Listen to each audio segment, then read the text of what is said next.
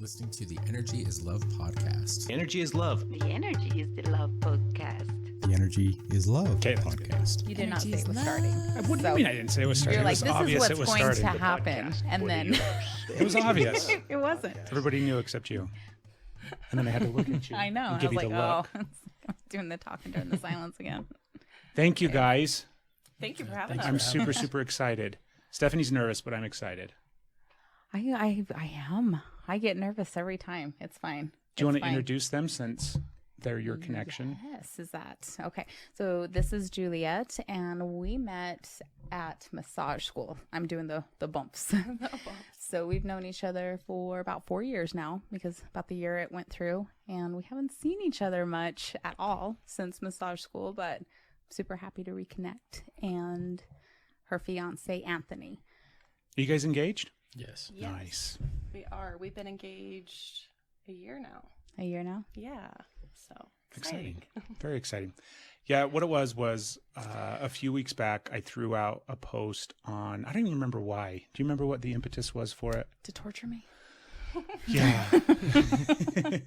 But I posted something on Facebook, essentially asking if anybody wanted, any couples, any partners, anybody that was in a relationship wanted to come on the podcast and talk openly about sex and sex in the relationship and things like that.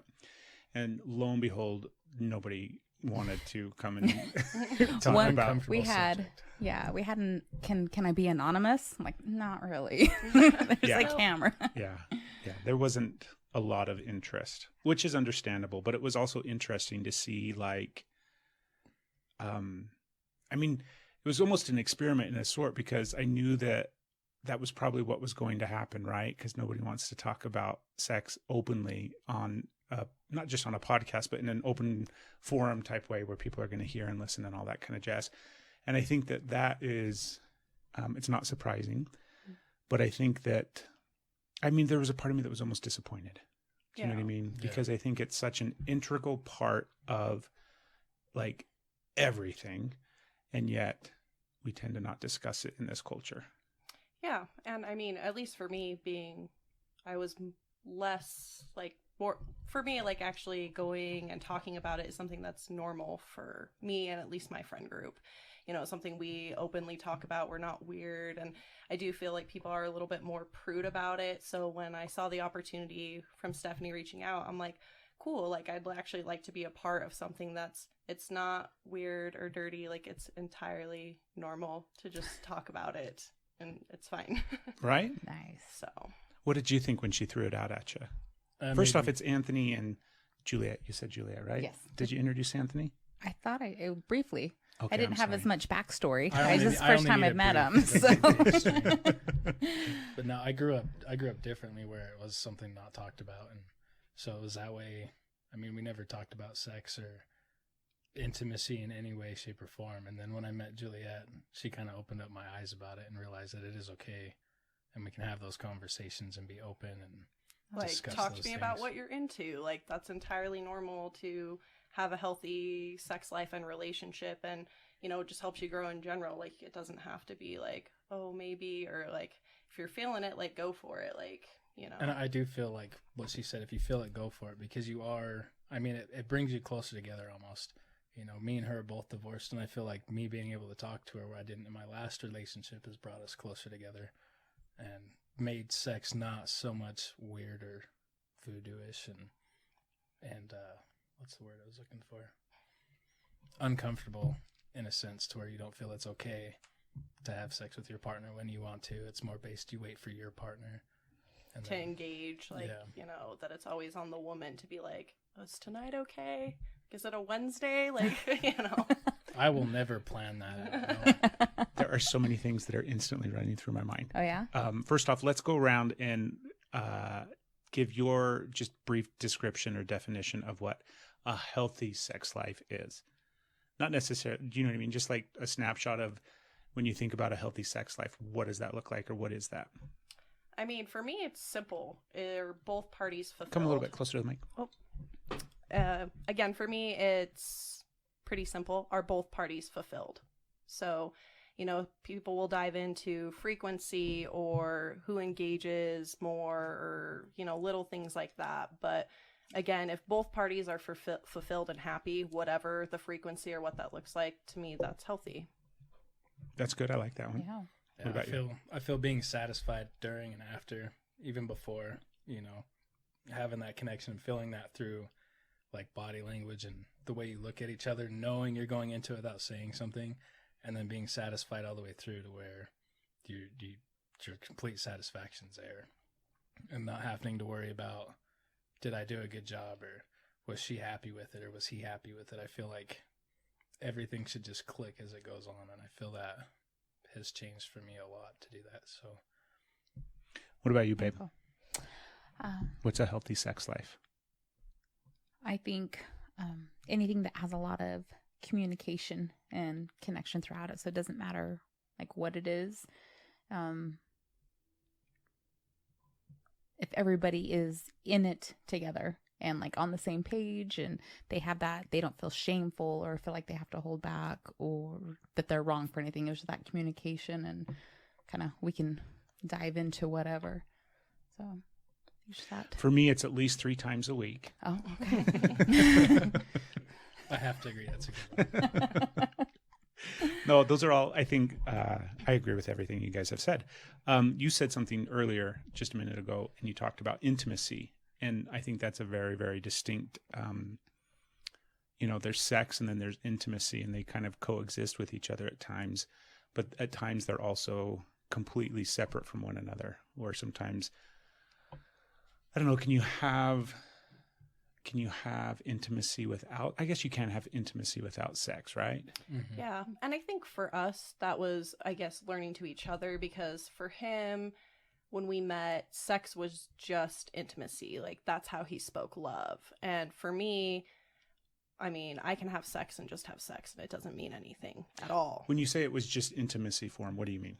Intimacy meaning how he shows love. So like, that's how he wanted to be intimate versus like cuddling or a date night, sex for him was very much connected with love, where I would relate to intimacy, versus sex for me could just be a one night stand, and that doesn't mean anything, So for me, I had to learn how to be more intimate in that way, to where it just wasn't fulfilling a need, and it was a way to speak love. And then for him, we can just bang to bang, and it's not because we're in love, And I still don't just bang to bang. I Well, still not feel now, a lot but- of feelings there, so that was a little harsh.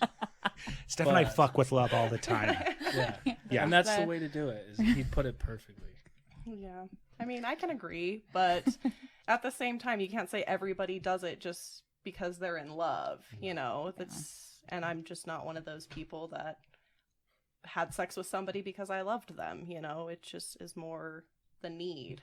But Growing up, did you have like a lot of, like, she described you in a sense of always kind of having the association between the two, and, not necessarily having a lot of sex without connection, without love, without a relationship.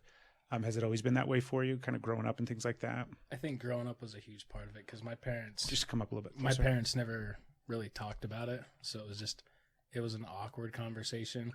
Never had like the birds and bees conversation, but I knew what it was, and my dad and mom explained to me that it's just something that you do when you love each other. So for me, that was the mindset I was in, to where it's unacceptable unless you're in love with someone and the other person's in love with you.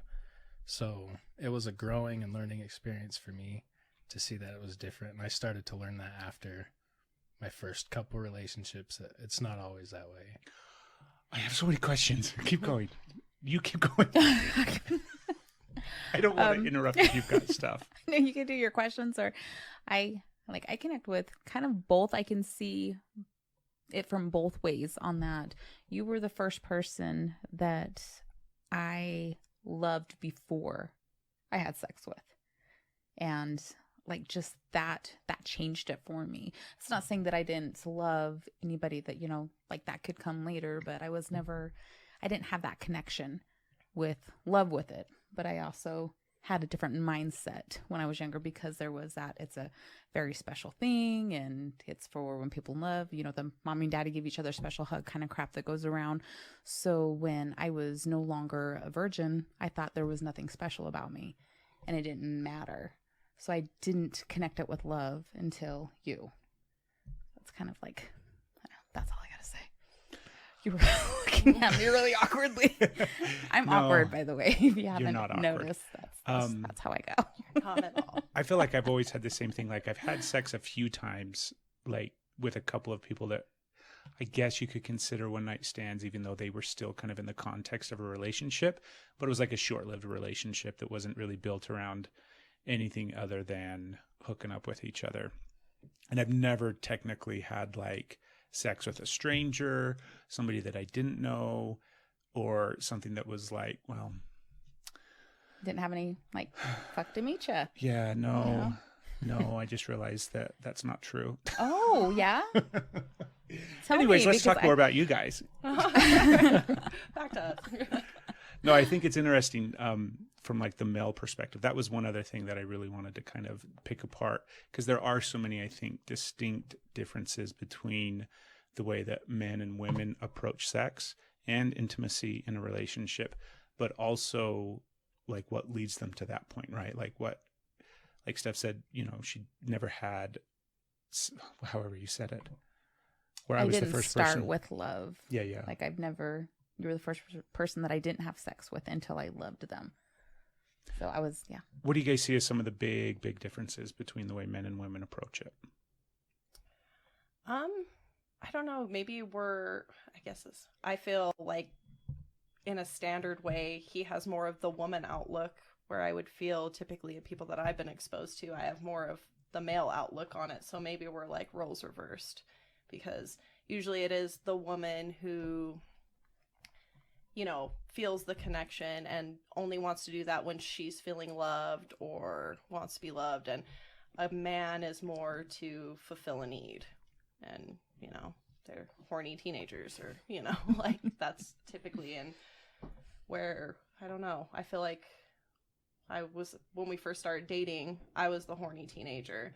And now it's completely changed. Yeah, it has changed. It has, because now we're comfortable, and I don't say comfortable meaning a bad way, but comfortable as in we can be ourselves. Like, we don't feel like we have to be on all the time, like when you first date, like making good impressions, and You're secure. yeah, you're getting secure. And so, you know, we still have sex frequently, you know, a couple times a week, but More than that. yeah, but before it was like all day, every day, all the time, and a lot of time it was initiated by me, and now it's more like equal, I would say, initiation, or sometimes he feels like it's him more, and he's like, well, it's hard getting used to because it was just you all the time, so I didn't have to worry about it. And so that's been kind of an adjustment for our relationship.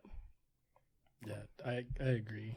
I mean, I'll give it up whenever you want, but but that's like she said, it was an adjustment, because I was used to her coming to me all the time, and then I'm still in that mindset that, oh, she wants me all the time, so I should try. But then I feel bad if seems like she's not in the mood, and then I kind of hold back.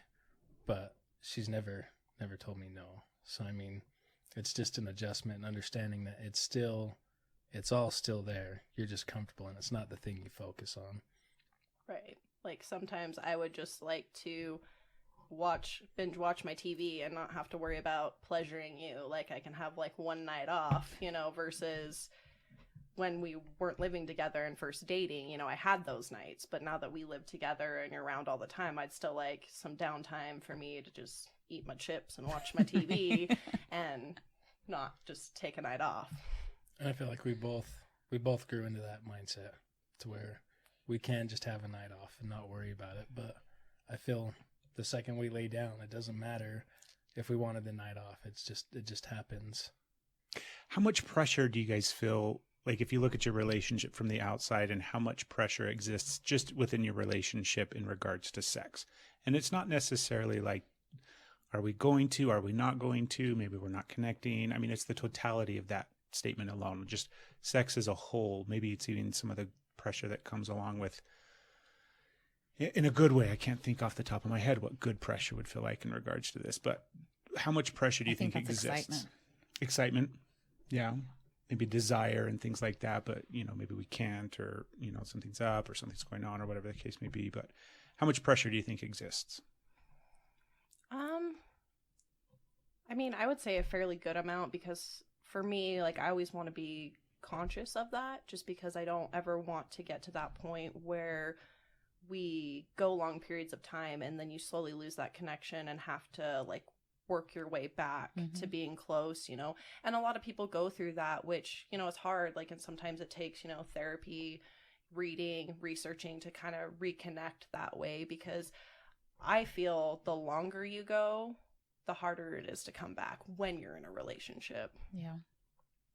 And I can agree. I feel like when things changed to where it wasn't every day all the time and we were always on top of each other or trying to get each other around or wanting to do things, I feel like it's almost more pressure to try and make sure that your partner's satisfied, but you don't want to overdo it.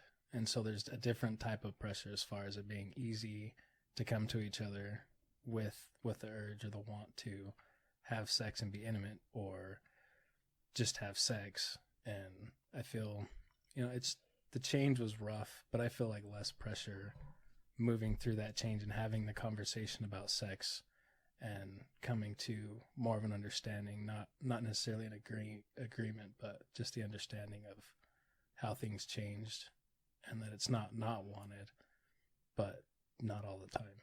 Yeah. I feel like we have maybe this is just me instead of speaking for us. Yeah. I feel a lot of pressure. Yeah. Not necessarily like pressure to have sex, but just in that overall sense of like pressure in regards to sex and our relationship. Yeah. Like the role that sex plays in our relationship, all the different dynamics, kind of how it, you know, everything. Yeah. I feel a lot of pressure. I think I'm just realizing that now. What about you? It depends on where we're at. Well, we're at our house. That's where I feel the pressure. We were just talking, I think it was today, it might have been yesterday, about the way that we used to have sex. It was like everywhere, anywhere. We were just like, you know, little breeze would come through and it was somebody was dropping their pants. Something was happening. And you laugh, but no, it's not an accurate description. Please, sometimes we were very creative.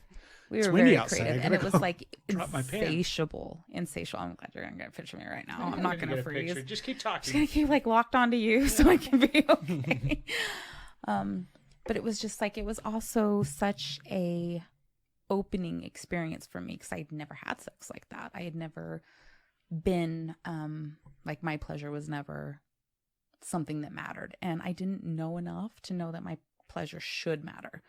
So it was just something that I didn't have a good relationship with sex. And so when it was like, oh fuck, well, let's do that again, let's just keep doing that, and then just having that click on it. But now when we start to go through the little ruts, and you don't call them ruts, I do, I panic when we're in a rut. Yeah, like you were saying, you've got the fear of like, you know, the longer the disconnect goes, then the longer, you know, and sometimes it's really hard to get it back. And I think Stephanie stays in that place, not the majority of the time, but often. Like if it's been, God forbid, 4 days or something like that, then I think you get that little bug in your like, head. oh God, it's over. We're not having sex ever again. That's a legit I start to feeling. panic. I feel those same things. Yeah. And she notices it, and she's like, "You're always weird." But I do have to agree with that. You always think that something could possibly be wrong that they're not telling you, because that connection's not there. I feel like that something's wrong with me, and then it gets hard for me sometimes, like this last little bit. It's been intimacy has been hard with that part, so it's gone to where I guess my emotional state of where I'm at, I do need to feel secure before we have sex now. And so that if I can't get that, and I can't just like jump right into it, I'm like, fuck, I'm fucking up, I can't do this, I have to. And it's not that you don't pressure me, and I'm sorry, I keep hitting the table, you don't pressure, it's just all that internal pressure that I give myself with it. So if we're in a groove and we're doing our thing all the time, I'm fine. There's no pressure. It doesn't matter. It's like, I'm just happy. It stops, yeah, like you get weird. And I mean, I guess that's the difference between you and Anthony, because him's just like, pants off, let's do it, like rip off the band-aid, like they're, you know, versus having that, you know, emotional side where you're like, I need to feel secure before I'm able to just be like I need to make sure we're okay and talk about it before diving in. And he's like, can we just dive in and then talk? And I'm like, okay, well, that's the man side of you. I think that is, and I think that's like, that's one of the things that I notice a lot, where I love the emotional connection that Stephanie and I have, and it definitely like enhances the sex tenfold, right? Mm-hmm. We have the most amazing, incredible, like we actually had sex and caused that earthquake last year. So that was you guys. Yes, that was our Sorry fault. about that. We literally had just had orgasm extravaganza, and then 2 seconds later the fucking earthquake happened. But we always have really amazing sex when we do have that strong emotional connected bonded thing. Mm-hmm. However, I don't need it. It's not, and it, like, this is the thing that I always get stuck trying to communicate with her, meaning you, babe. Figured. I made that. It's like I like having that connection. I like the sex that stems from it. And it's not just getting the connection so then the outcome is the good sex. I love the connection. But there's times where I just want to fuck. I just want to have sex. I don't want to go through the process of getting to that connected point and then just have sex. I want to have sex, and then, like you said, then we can connect. Mm-hmm. Like, I don't know. I think that's a distinct thing that's different about men and women. And I speculate in my super smart brain that it obviously has something. I always take everything back to like evolution.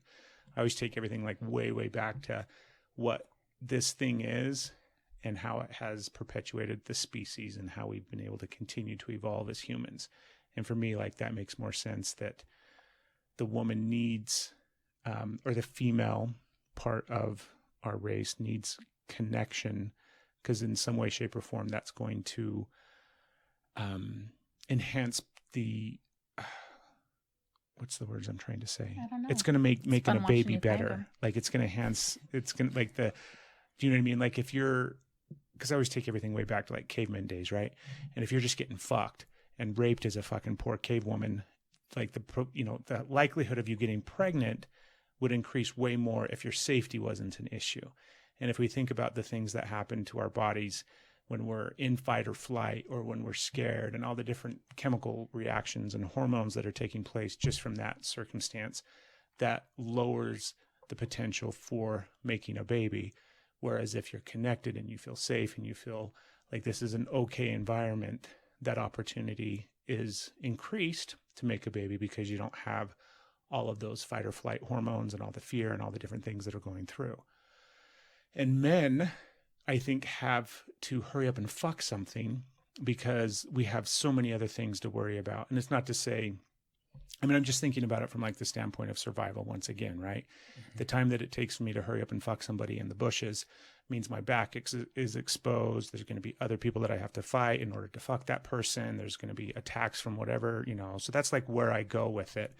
And then fast forward today, and it's like, well, baby, sometimes I just want to fuck her, hurry up and fuck. And you're like, yeah, but we really need to connect. That is not true. I know. I also like go for it sometimes. I like that. Sometimes I'm there, but it is. Does that make sense though? It I think does. that's the reason why I don't know. I thing feel is like there. that caveman excuse. I don't know how much Well, weight I put in that. I think there's an attraction to it, because I feel like, and I try and get with that with him, we talk about, again, always needing that connection, and that was the beginning. But for me, there's a level of attraction, take it back to the caveman days, and maybe I'm not a caveman, but seeing a primal look in Anthony, and I see it in his eyes, but he doesn't, I mean, he's a very... That's what turns her on. I like that. I know that look. I know what you're talking about. Bedroom eyes. Yeah. And it's very like primal, like caveman-y, and I want him to just act on it, but he's a very respectable gentleman. And so like I had to be like, no, like you can be aggressive. Like, there's a difference in making love, fucking, having sex, whatever. Like, you can just fuck me. Like, that's okay, And I think a lot of our relationship, I can relate to, like with you, Stephanie, like you having sex in ways where pleasure was not. And then with Craig, now it is, like, it was important for you to get pleasure too. And he was able to give you that. And so for you, that's like a whole new experience of sex again. And I tell that to Anthony too. I call him the virgin, because I gave him... He wasn't, but it was like a whole new experience for him to learn how to just fuck. And like on the pleasure thing, I feel like women in general are more, the men worry about the woman being pleased, because you know when a man's pleased, you know. And so like to have a connection with someone through that where both parties are pleased and both parties know that and it's communicated, that helps with the emotional connection and the intimacy through that, to where you can have those moments of just having sex, or you can be close during that or grow closer together. And that makes just having sex easier, at least in my opinion, and learning with my lovely bride to be over there. I also like the part of the connection for me, and you just like help me connect the dots with that, is I don't know how else to say it. It brings my freak out. If I'm comfortable, then I'm confident, and I like bringing the freak out. I like to really enjoy it and not worry and do all the things that I like to do, say all the things, have every bit of fantasy, every bit of play, every come in. And there's times that I can't get to those depths of comfortability and what I really, really like unless there's that connection. If I'm not feeling that connection with you, then I'm not going to like take those avenues that bring us both so much joy.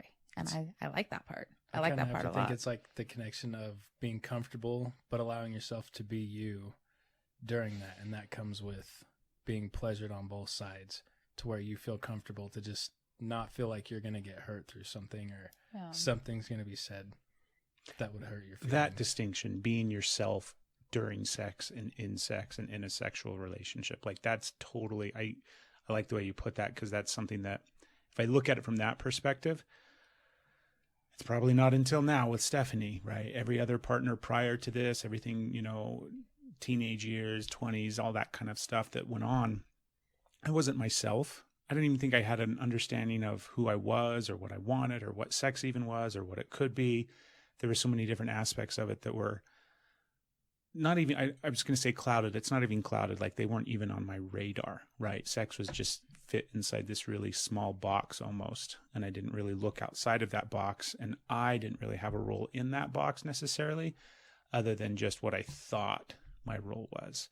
So to have a relationship where I'm able to like be myself in sex. And I think it also enhances being myself in our outside of like sex, right? Just in our relationship as a whole. Mm-hmm.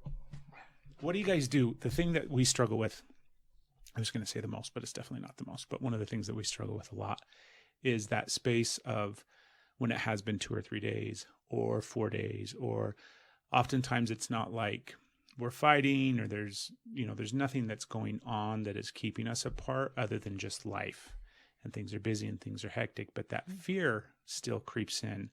And you're not the only one that feels it. I feel it as well. I get fearful about not necessarily like we aren't ever going to have sex again, or that like somehow our relationship is doomed, or this is, the signs that the end is near. But it's like, I don't know, I still feel the pressure of it. So maybe I do have those fears. You feel kind of like the connection you have is slowly dwindling after that 3 or 4 days. Yeah. You're not as close or connected with that person. Yeah. What do you guys do with that? When you, and maybe you don't experience it, I guess I'm assuming, but. I guess for me, I don't ever feel that way because I try and be aware of it. Like, it is in my mind. That is something that's going to happen. I still want those things.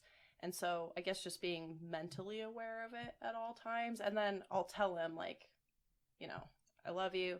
You're super hot. You're super sexy. So, like, knowing, like, even though, like, it's not actually happening, but just, like, being vocal of my love and attraction for him and knowing that, like, it's going to happen. I mean, it's something that's very still well on my mind and I'm aware of.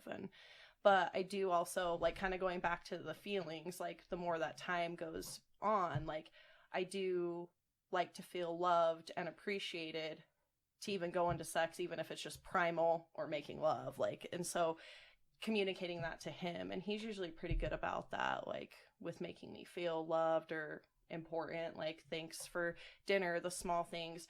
I mean, he still draws me pictures on my mirrors like we're in middle school, like before work, like just like stupid little stuff that, like, you know, helps keep that going, which makes those days easier, or still feel that connection, not through sex.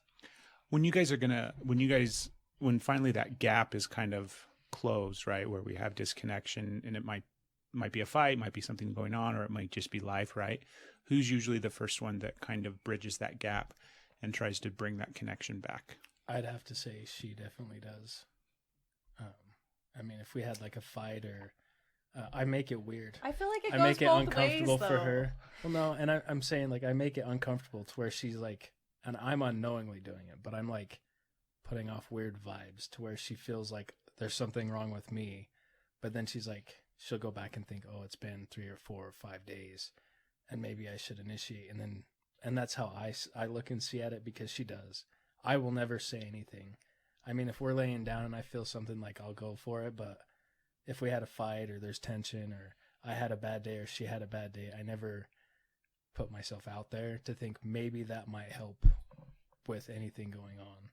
I feel like we're the worst couple because we're so we're so all over the place, because sometimes it's you and sometimes it's me, and then sometimes we're doing it when we're fighting. So like, it's But that's the best kind, is when you're mad at each other and you're yelling and screaming at each other and slapping each other, but you're going at it because you're working through it and you're doing it in a happy way. like, we're sitting there thinking, we're like, is this breakup sex? We're like, well, we're not breaking up, but it feels like breakup sex because I freaking hate you right now. Like, I don't know. Yeah, it goes back and forth, but I definitely feel probably more I bridged the gap because, again, I think he tries really hard. closer. Oh, excuse me. You're okay. He tries more hard to be respectful, you know, and especially if we're fighting, you know, I feel in a lot of relationships, men kind of own being like, it was my fault. Like, even if it was entirely not, but at least on the sex part, they still feel like it's their fault and it has to be the woman to bridge the gap. And that's, I guess, just an understanding that I've feel and learned. And so I feel like I always have to be the one to bridge that. I don't know. Yeah, that's one of the other things I wanted to talk about, was the pressures that are placed upon men and women. And a long time ago on this podcast with this woman that I know, this one sitting next to me, we talked about trying to separate from the idea that there are strictly characteristics that are men or are male or female and just people, right? And sometimes I forget that, but I don't forget it, but it's like the caveat is this is with anybody, right? Men or women, and how they experience and feel it. However, what are some classic stereotypical pressures that are placed on these genders that you guys can relate with, or that you think, or maybe something different, right? Not necessarily classical, stereotypical, but those pressures that are placed on men and those pressures that are placed on women in regards to sex. I feel like the biggest one that everybody probably knows is like making sure the woman's pleasured and she didn't fake through it to make you feel good. I feel like that's a huge pressure that a lot of guys feel internally before they even go into having sex with someone new, or even into their partnership for long term, where they feel, is she faking it, or they have to question themselves, and then they always think about it or try to reassure themselves to create the pressure or create less pressure on themselves. Where do you think that came from? Because I would agree. I think that that's a huge thing, right? You want to be good at sex. Like, it's up to you whether or not she has an orgasm or whether or not she enjoys it. And I think, at least for me, my pleasure has always come secondary, where it's like, if I'm doing my job right, then sex is successful and it's good. Mm-hmm. And the result may be I get to have an orgasm and I get to come. But the reality is that's always secondary. And I've always felt that way. And I can agree with that. I've always felt secondary. And she'll even tell you, I don't give up until she's had at least 1 or 2. And then sometimes she'll just get into like 6 or 7 and then be mad at me. But, it's, you know, and that's just, you know, something for me is knowing that I was able to please the woman I'm with, and like, not that it was faked through to make me feel good. And I think that's also something that could go back to primal before it was something that even was thought about. Because I know a lot of people, men in general, worry about, was I good enough? You know, is she? And I feel like it's pressure to keep the woman in your life that you love, is because if you're not pleased sexually, she might go somewhere else. You know, and I think that's just the same thing if you can't provide, being an old-fashioned person. And that's, you know, if you can't provide, they're going to move on. And I know that's still a legit fear, even though sex is equal nowadays. Yeah. I mean, I feel like that pressure also inherently creates almost a similar pressure for women, because we love our men and we want them to feel like they're doing a good job. So like, but don't fake it. That don't make me feel I'm not good. saying, I'm not saying that we're faking it, but you know, making sure you're looking sexy and that you're feeling good about what you're doing too. And so sometimes that can be a pressure in itself as Keep well. it up, buddy. Yeah. You're doing great. If you don't have a good time, if you don't orgasm, then you're failing them somehow. Yeah. Yeah. And so, like, that's a lot of pressure too, versus like, just, can we all relax? But like your pressure and then our pressure to make sure like you guys feel good about what you're doing as well. And then we're like, all right, focus, you know, like I better come. this is gonna happen, you know. And then it almost, and that's why I can feel like maybe a lot of women go like stretches without having sex with their men, because that pressure can almost feel like, and that's maybe where like faking comes into it, because then it's like, all right, you know, time to go act tonight, like, you know, so they're, because you don't ever want to make the person you love feel bad, you know, but if somebody else is maybe not good at it, you know, so that's maybe why women go months and stuff without having sex with their man, because they're not having orgasms. Yeah. Because I mean, not saying I have that issue, but I've had that. I have had that issue. You know, and it did feel like going to the stage. Like, you're like, all right, I got to act tonight to like make my man feel good about himself. And it is refreshing with Anthony that I don't, like, he does care about my pleasure and make sure that happens. And I can more relax. And I feel that's why him and I have a healthier sex life than I've had in my entire life in a committed relationship. So I don't have to go months because I'm like, man, I really don't want to pretend tonight, you know? Well, I feel like for us, orgasms Come up closer to the mic, Anthony. Our orgasms are just natural. Like, we don't have to worry about each other. It just happens naturally, and our chemistry is there. And I feel like that's a lot of things women worry about, is chemistry. Yeah. And men are just in it to be in it. They're not worried about chemistry. They're worried if they performed well enough for them to where there might be a second time. What else? Anything else stand out as far as like stereotypes or pressures that are placed on one or the other? I guess this is a little bit more like, but the You gotta come closer to lingerie the table thing, so that you're at least on camera. like the lingerie thing, that's another thing. I feel like that's like a stereotype that gets put on women too. Like, What's the lingerie thing? just how, Like the sexy nurse thing. like, you yeah. Clearly, come I don't home provide and she's that. in a sexy nurse. You know, What is like, this lingerie like, you what? speak of? I've Hold never on. heard this word. God damn it. That sounds like French. What is that? right? But and I mean, some, like, it's not like it's added pressure or anything. I mean, it's putting on a piece of clothing, but it's one thing that I don't fully understand why guys like that of women, like the lingerie thing. Like, I get like role playing and acting things out, but it's always comes back to that stereotype of lingerie where it's gifts or bridal shower gifts or wedding. Like, it's always lingerie. And I'm like, Wrap it in a pretty package. yeah. And even in like religious cultures, that's a thing too. Like, versus like, why, like, it could be dildos. Like, why is it always lingerie? That's the stereotype for women versus like any other sex toy or something, not just lacy underwear. Well, and I can say, like, on the lingerie thing, Juliet, she's the first one that's ever done that for me. So, like, for me, it was a whole new experience. So, like, to experience that and it not just be two naked people, but something to work into having sex with your partner is a whole different experience. But it's something you brought up a lot, even though you'd never experienced it. You had always mentioned like, ooh, lingerie. So like, where did that stereotype come from of like, I want to see her in lacy underwear. Like that It comes was just from the industry that I work in. okay. You know, we get like nudie calendars or bikini calendars, and you're like, well, I wonder what my woman would look like in one of those. But most of them, they're like they're naked. Like I'm not every night. Like I don't know. I got some pretty religious tool truck drivers. And they're not nudie. They're bikinied or covered up.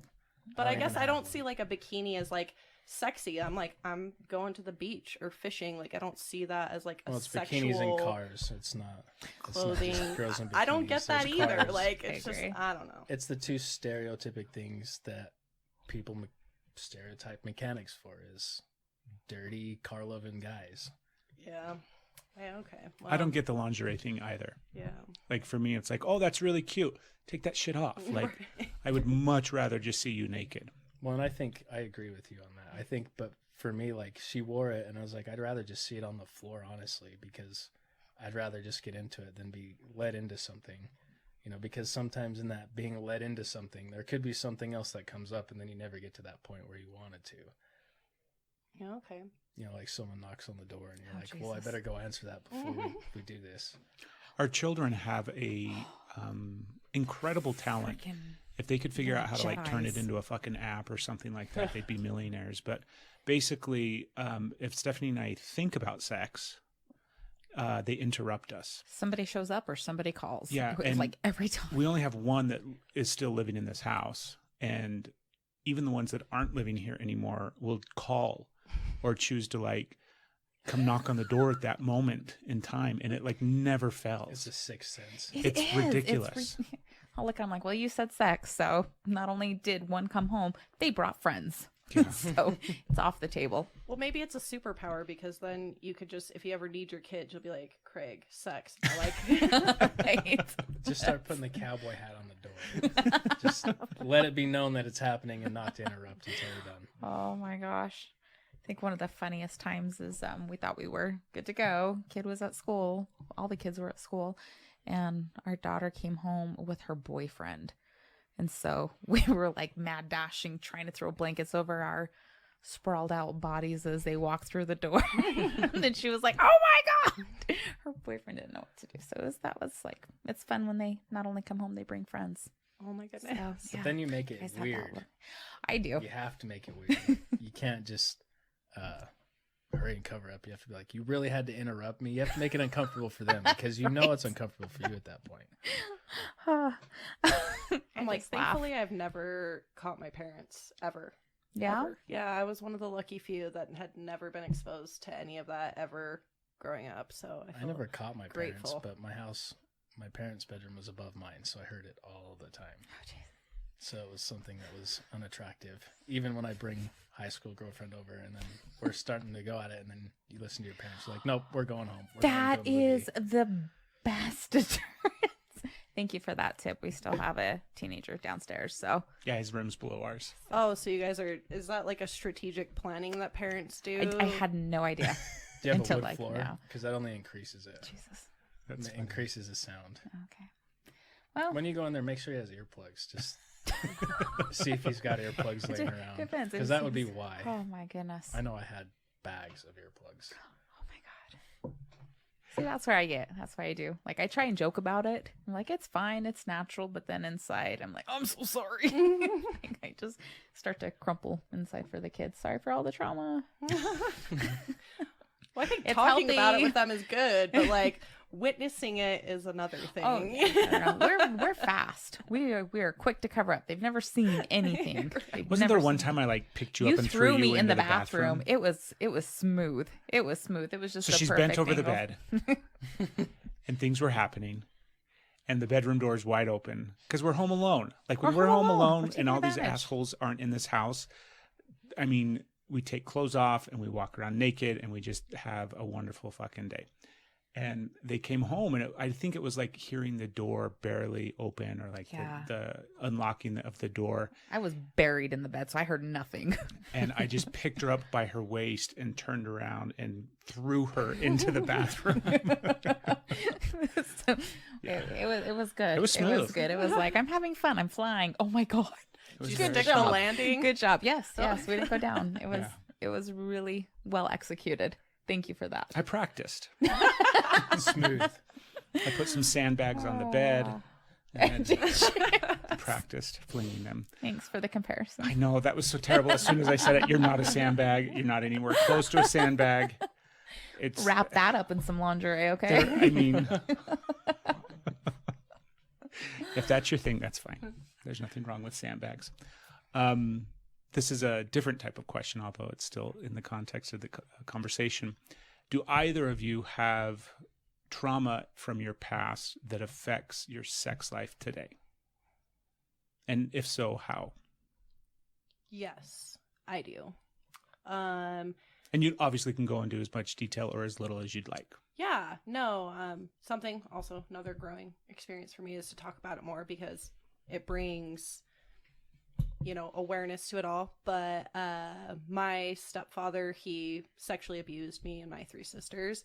And so for me, that was really hard from, any relationship since, especially going into things that are, maybe more aggressive or things of that like that. And sometimes I still do struggle when I'm asleep, but for the most part, I feel like I've worked through a lot of it.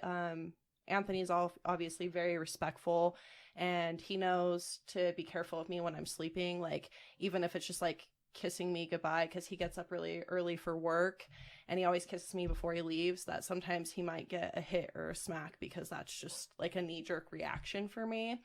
And so same thing like with cuddling, or like if I'm having like anxiety or things like that, I can tell him, like, because any type of like physical touching, like, and he's great, like he knows when I'm feeling that.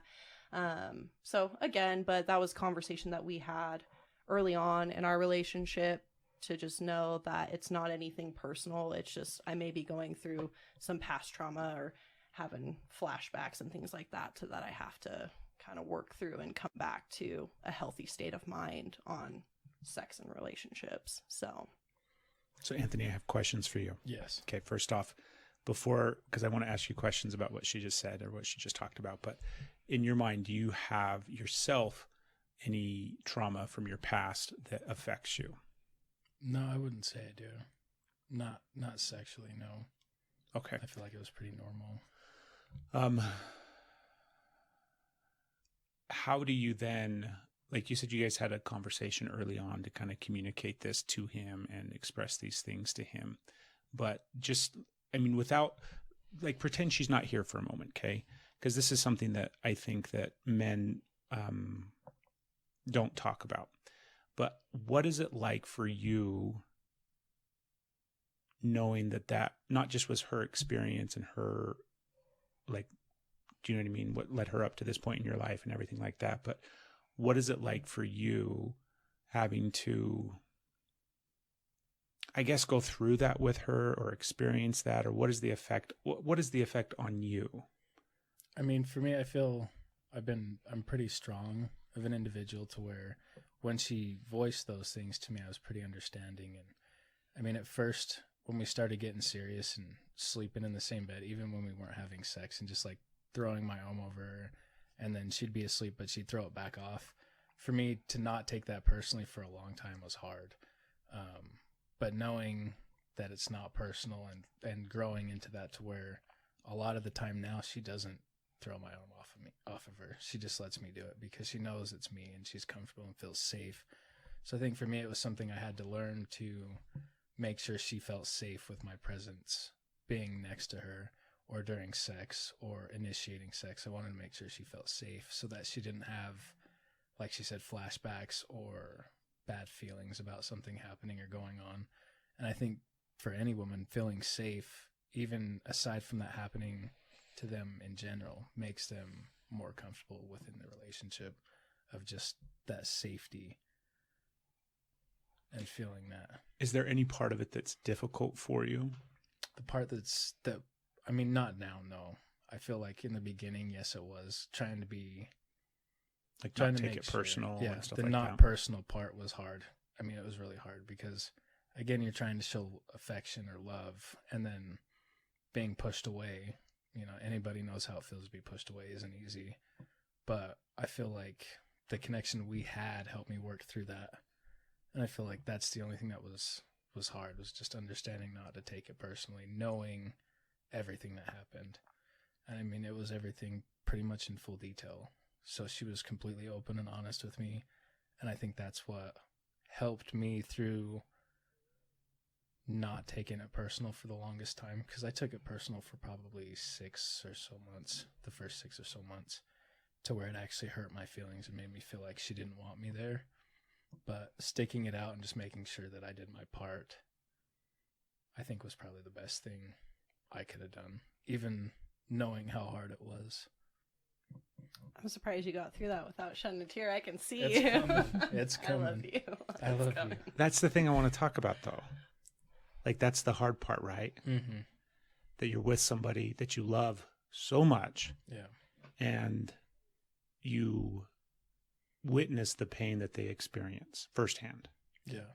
Like, what does that affect?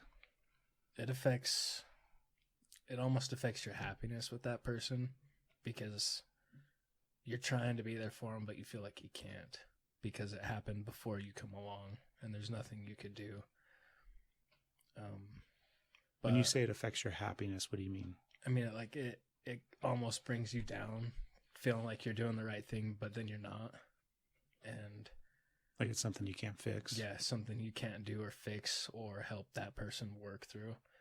But again, it was only 6 months, and I figured out the technique I needed to be that person that she could lean on or trust and feel safe with. And learning how to do that was probably the most difficult thing I've ever had to do. And Well, I think you came into the mindset, like, because you loved me so much, you're like, I'm going to fix this for her and I'm going to make it okay.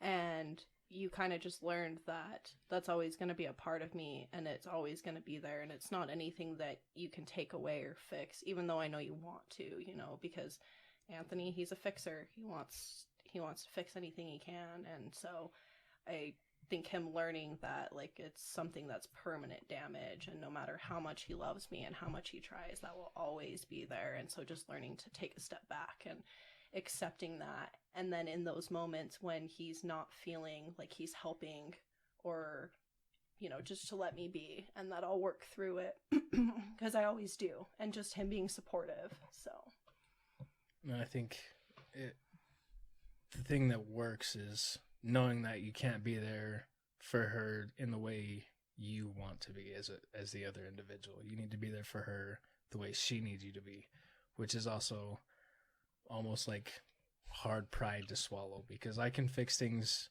I can fix almost anything emotionally, physically, but trying to figure out how to fix the damage that somebody else had done, I still haven't figured that out.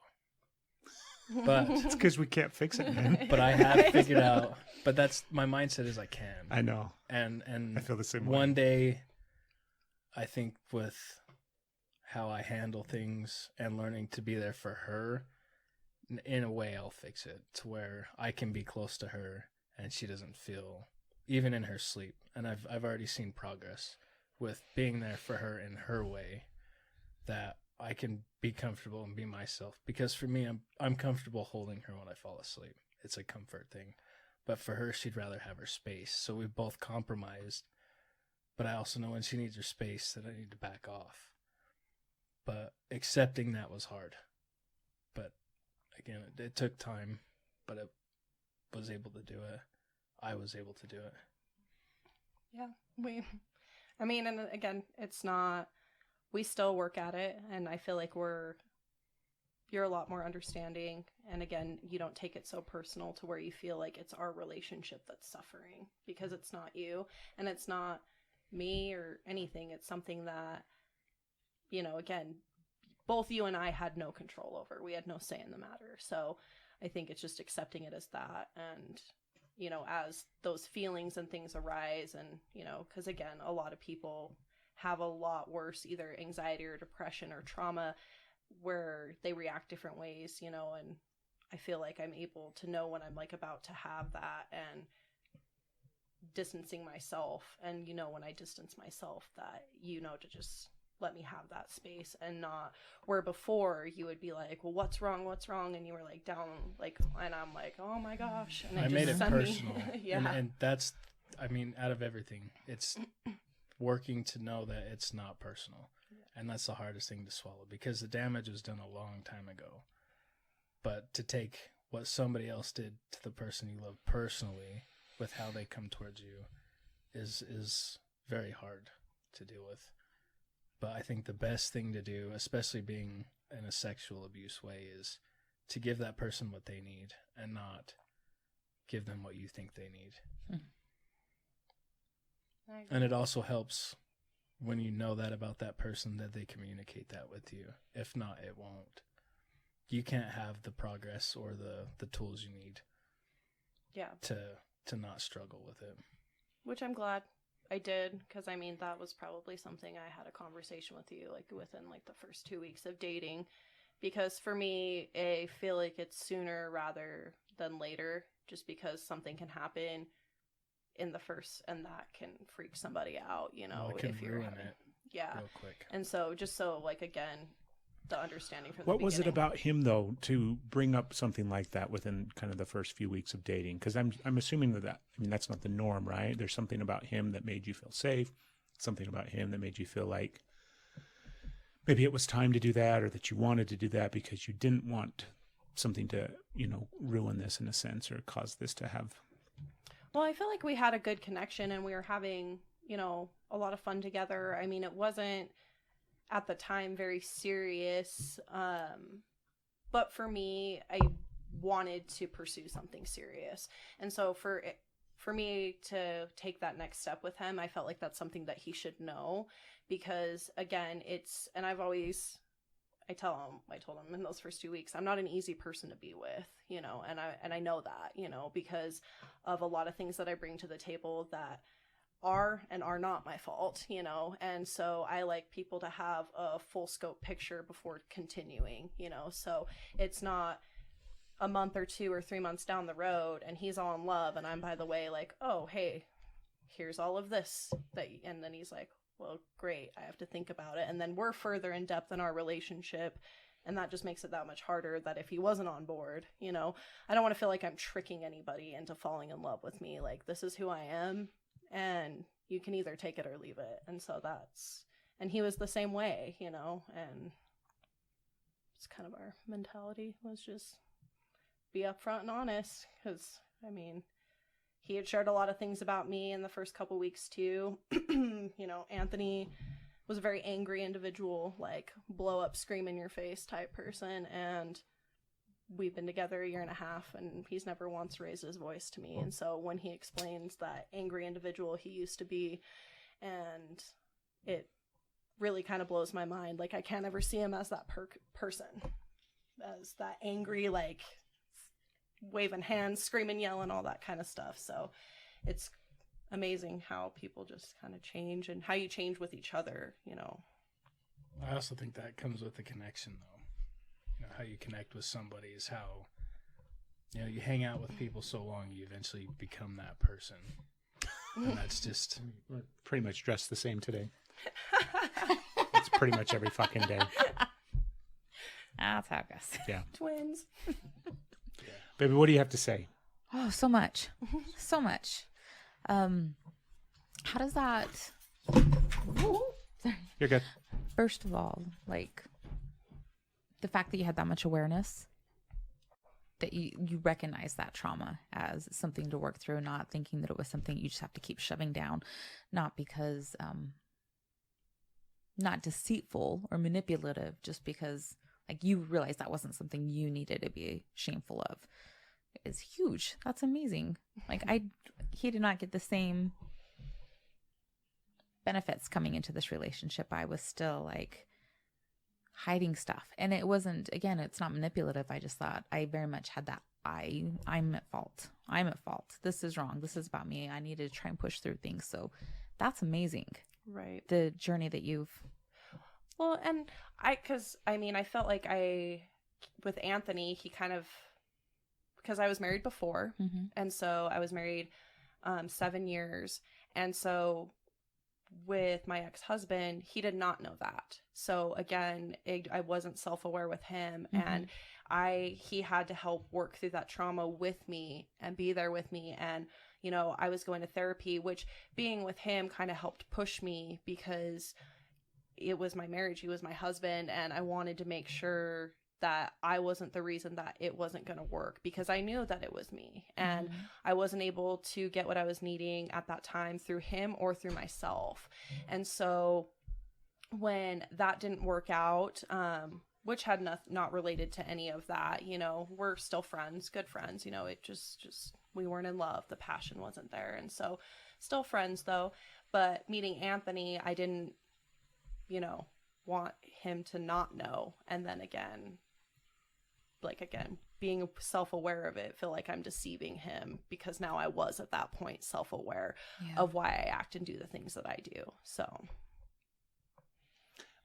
Baby, how do you think your trauma has affected our sex life? Since the topic of this episode is things in my eye. Sex. I think this is my avoidance. I'm like, Something's in your eye? Something's in my eye. I can't talk. Did you get a little bit of cum in your eye? That happens from time to time. It's like a rocket. That is. Seriously, it's like, I'm like, oh, over here, I'm going to start smudging. Actually, I put on eyeshadow today, so I'm going to make a mess. I don't think it's had any effect. I think you're right. 0. Yep. No problems at all. I think it's been like very detrimental on a lot of different occasions. There's times that I think I'm a machine during sex. I think that I shut off at times because I know how to turn off and just be a physical person and not an emotional person. So I think that's probably been a factor. My behaviors have also been that way. I struggle with connection a lot, which is kind of funny how it's so important to me when it's also, I get it. I'm like, hey, hold on. That's a lot. Back it up. There's a lot of times that, oh my gosh, this is really annoying. I'm so glad this is a video because I can't stop taking it. Do you want me to spit in your eye? Yes. Yeah, let's do that. Let's see how that works. I'm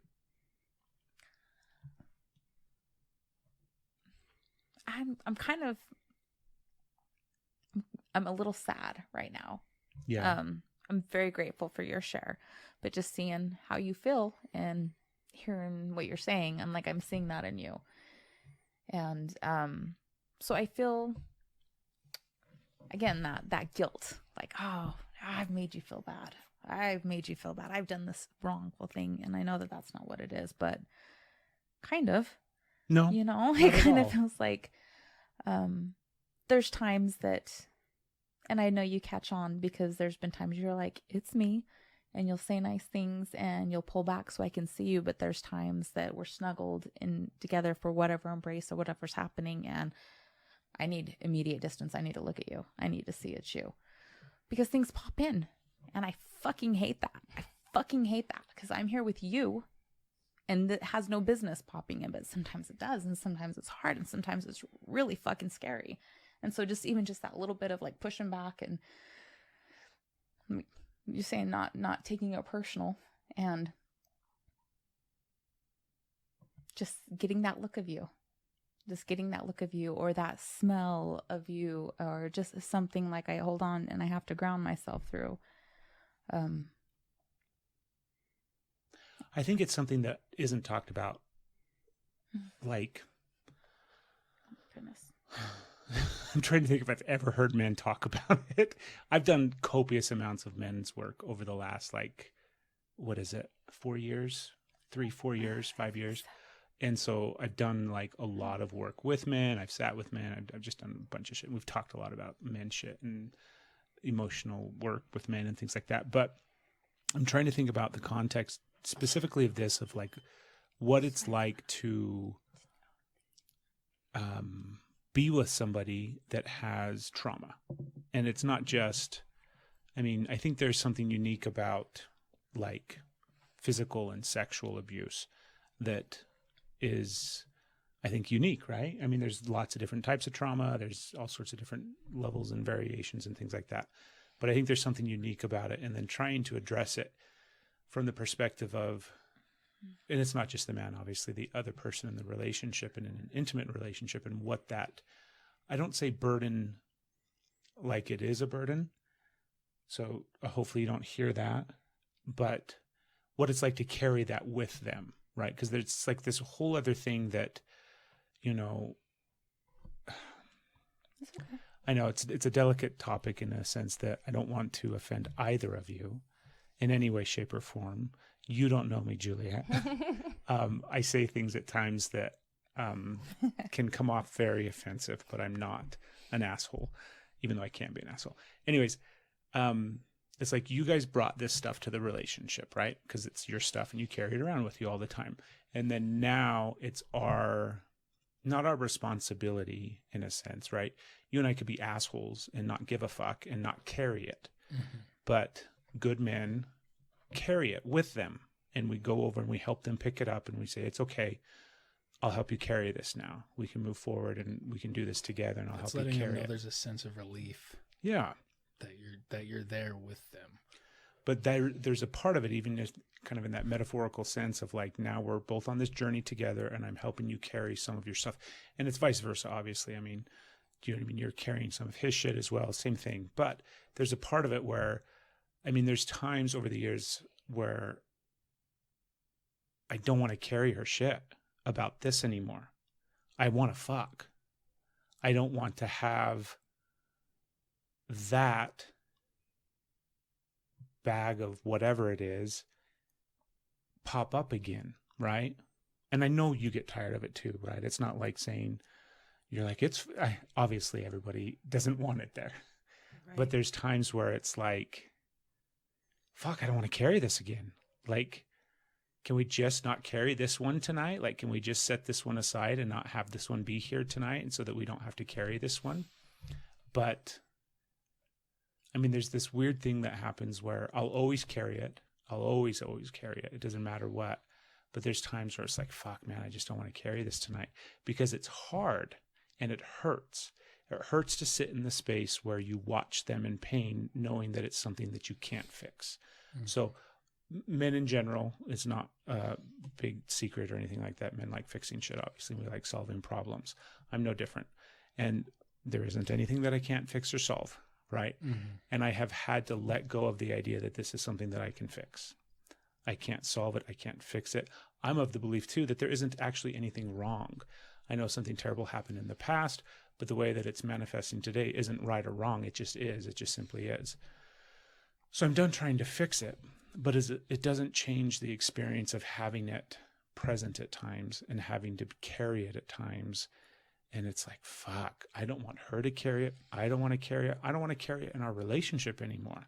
Like, I don't want this in our relationship anymore, right? We got things to do, places to go, all these kind of different, mm-hmm. And that is really, really hard at times. It's not all the time. There's times when I feel super capable. There's times where it's really, really easy and it's not, you know what I mean? I'm always doing the best that I can to show up for her. But at the same time, and oftentimes too, like you talk about sometimes things just popping up out of nowhere, right? Yeah. Like, I think that sometimes surprises me when it pops up. Yeah, me too. And it catches me off guard. And then it's like, oh, fuck, I wasn't ready for this. Like, if you'd have told me, hey, 30 minutes from now, you guys are going to start getting into the middle of what you think is going to be some really wonderful connection and sex maybe, and then suddenly something pops up, or it's not always surrounding sex either, but Right. It comes out of nowhere and it surprises me and it catches me off guard and I'm not prepared for it. And then I feel guilty and ashamed. Like, it's always a shame cycle where, fuck, don't be an asshole. You can definitely show up and carry this with her, all of this stuff surrounding all of it. And so there's a part of me that finds it really, really fascinating, just from like the outside perspective of like how trauma works and how it's transferred and how it's affected and all these kind of different things. It's really, really fascinating. But then it also just sucks ass. Mm-hmm. Right. And it sucks for everybody involved. And I feel like I'm like you, where I'm perfectly happy taking the baggage because I know she takes mine, mm-hmm. and we're in this together. And then there's days where we're just like extremely happy, nothing's gone wrong, we're fine, and then we sit down, and then all of a sudden she's upset or I'm upset, and then we're both like, well, what can we do? And at that point you can't do anything. But the more you push to try and figure something out, the more upset you make the other person. And then your good day or a good week turns into a shitty 20 minutes, and then you don't talk to each other. Which, I mean, it's not that we don't talk to each other, but it's the uncomfortable tension of wanting to be close to that person when they don't want to be close to you.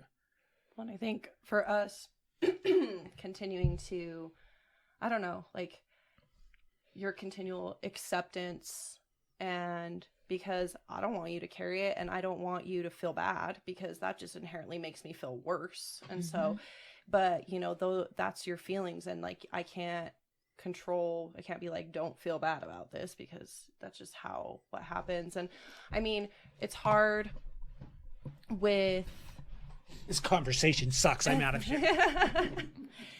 It's hard with individuals because you can't compare trauma. So, you know, even if our traumas were similar or different, or it, you know, even if it's, you know, involving, you know, sexual abuse, similar trauma, you know, us as individuals and Anthony and Craig as individuals, we all handle trauma differently. And I mean, I don't know, it's so, and you can't compare it because everybody's their own person, you know, and I go through that with like my sisters, you know, when they talk about their relationships and sex lives. And, you know, we literally had the same childhood, but we all respond and react entirely different to that trauma. And so, and then being the party on the other end, like listening to their boyfriends and husbands on how they react, and everybody's just, even how people react to trauma is so different, you know, even though it wasn't them. So it's fascinating, but it's also really hard because, again, us making you feel worse just makes us feel worse, and we're like, great. I feel like people that know what you guys have went through and understand that are still willing to be there are the people that you guys look towards, the people that you guys want to be with, that don't, oh, that happened to you, that sucks. But and for me, an asshole.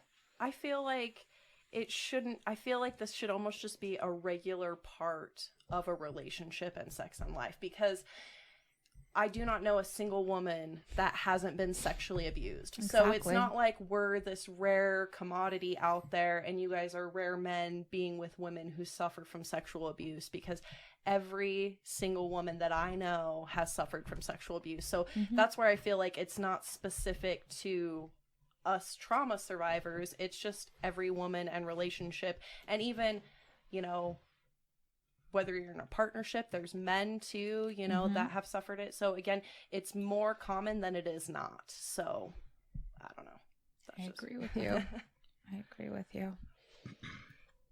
But still, like even that, like knowing that you have the different aspects of, like, that's a problem. It should not be every woman that we know. No, it should not. And then, so like that's its own topic to unfold. But just to get into how common it is, and we know how common it is, it still feels like there's still that part that sinks in that's like, well, I'm wrong. Like I should be handling it different. I shouldn't have this. I shouldn't be imposing this. There's still that little bit of aspect of it to where you feel like. And for me, I want to, I mean, in all aspects, but, you know, back to like with sex is I always want to be growing, you know? So for me, whether it's pushing myself to not have those feelings and like, you know, and obviously I take slow steps, but I want to overcome that and grow, because I don't want this to always be having me in metaphorical handcuffs, you know, like it just, I want to grow. And so I push myself and make sure that and I do like self check-ins. Am I working on myself? Am I trying to do new things with Anthony so I can, you know, be more comfortable and not have weird feelings rise up? So, well, I can tell when you push yourself too hard too, because it's something that's shown through body language or through an action. So I know she works on herself every day, but I can tell when she's too hard on herself, and then I have to put her in check. Yeah. It happens. Well, and usually it's pushing too hard is like, and I mean, I'm so obvious because I talk a lot all the time. Never stop talking. It's when she gets quiet. It's when she's deadly. Yeah, and that's like a dead giveaway. Or my pig, or me being quiet. If Waylon comes after me, I know something's wrong with her. Because other than that, we're buddies. Just so people listening realize, it's a literal pig. Like, they have a pig. It's an American mini pig. My mini pig, yes, and he's a big boy. He is. Well, he's not a farm pig, but he's still pretty big. But he's my. It's like a mood animal. My live mood ring, because if I'm not feeling it, he is not happy with Anthony at all. And he'll be like, babe, what did I do? Your pig's pissed at me. And that's the thing is, it's not me a lot of the time. If I do something wrong, I know because he's not happy with me. But I can see it through her too. But when I can tell she's affected by something, he comes at me a whole different way, where normally we're buds when she's happy. So I know when she's pushed herself too hard because I'm getting chased by Waylon and worrying about not getting bed or. Well, he's the only man that dating before we got together seriously. Like, he's the only man that Waylon will let near him. Like, any other man. Like, you got to go. And it came with a trial period to where he had to trust me. I had to earn his trust being around his mom, and yep. I feel it took 8 or 9 months to where I could play with him outside or have him just roam around the house with us and sit and watch a movie, and he's just laying there. Well, he was fine with you at first. So me and Anthony met. We lived in the same apartment building, and so parking stall was right in front of his kitchen window. So he watched me for months. Not true. You did too. You lie. I work nights. There's no way. And he was just always waiting for that opportune moment. And so. Well, if you weren't out there beating on your car with a hammer, I wouldn't have even known. I was fine. I had a cigarette in one hand, and so I wasn't full force with that hammer. I would have been just fine. That's what she says. I had to come up with a pry bar and a sledgehammer, but. And another dude. You come out there first. He didn't even give me a chance. That guy was thirsty. Mm-hmm. He was very thirsty. And he was like older than your dad. Yeah, he was. No, it sounds like you guys are on par with Steph and I as far as communication and the importance of it and how integral it is to a relationship, not just a sexual relationship, but obviously the intimacy and everything else that we've kind of been talking about. But from your guys' perspective, meaning you two women, is there anything either of you can think of specifically about sex or things that you have questions about or curiosities or things that you don't understand that maybe the two of us can shed light on, whether it is in men in general or specific to the relationships? I guess I have a question on, you guys talk about how getting us off, and that's most important. But so you know, that's not how it works. Well, it goes both ways. But like you guys were saying, you don't get off that way. I'm like, yeah, that's not how it works for okay, you. I'm glad we were able to clear that up. I didn't, and I'm like, what? I didn't realize I was doing that motion either. I was like, we got that. Okay, that was perfect. yeah. Okay. But that's my apologies for my hand gestures. I guess I'm just. That's just a dude's mindset. You're getting off the wrong way. That's not how it works. We can answer this one real quick. That's just not how it works. Okay. Thank you. So, anyways, my question is, you guys want to make sure that we're satisfied before, whether it's once or multiple times, things of that. But part of that is also you guys like feeling that satisfaction, like, of that happening. And for me, sometimes I would like you to just be satisfied and not worried about me at all. Like, if you just if you want to be like quick, like 2 pump chump and that's what you want to do, or if you just want to not even worry about me, like why you're not able to ever tune into that side ever. That's good. Yes. That's kind of a difficult one, I feel, because again, it's more almost pride being able to do that for a woman, where you hear a lot of women talk like on podcasts or woman to woman over conversation that their dude can't do that for them and they're always unsatisfied. And I feel like that's a false stamina because I've never had a conversation that's like, Oh, my dad, my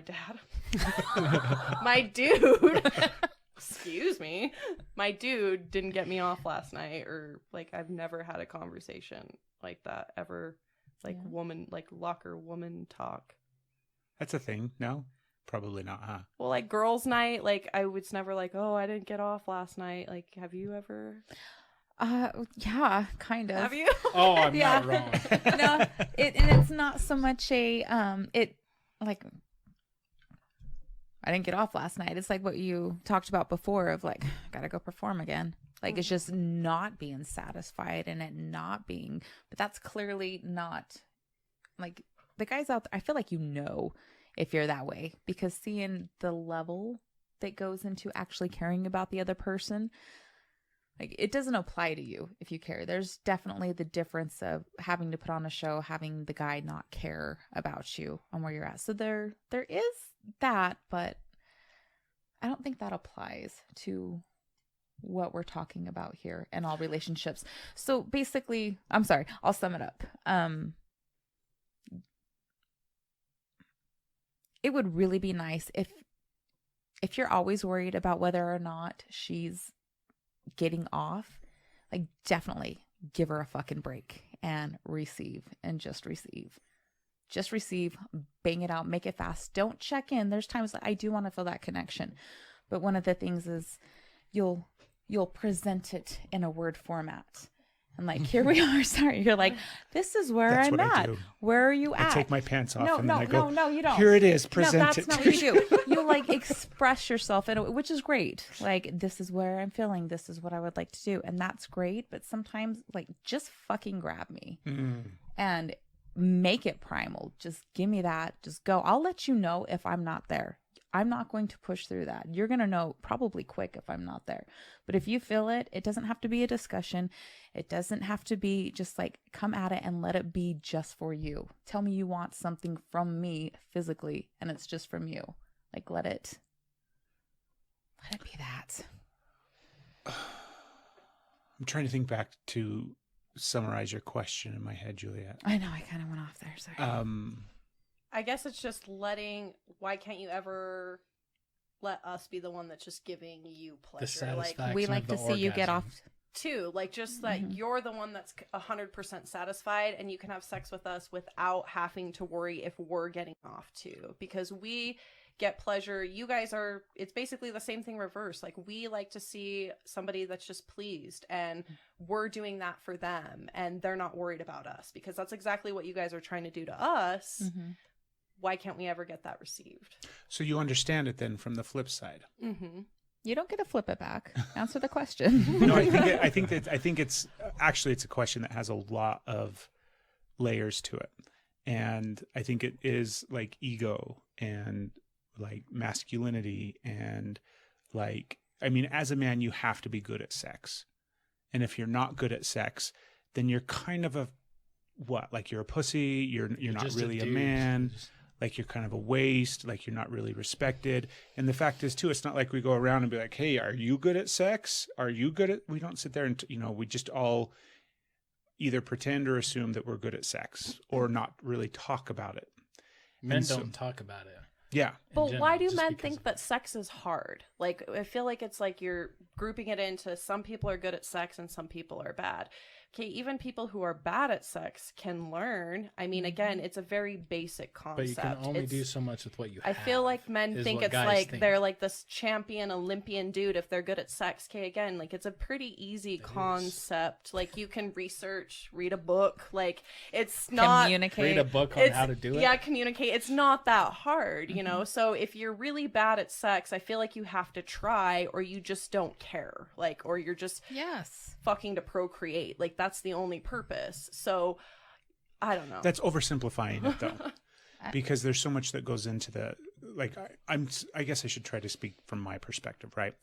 My mindset, my psyche, my self-worth, my value, and how it plays out in regards to sex directly. I mean, Stephanie and I have been together for almost 10 years and I still have all sorts of fucking doubt about my ability in regards to sex.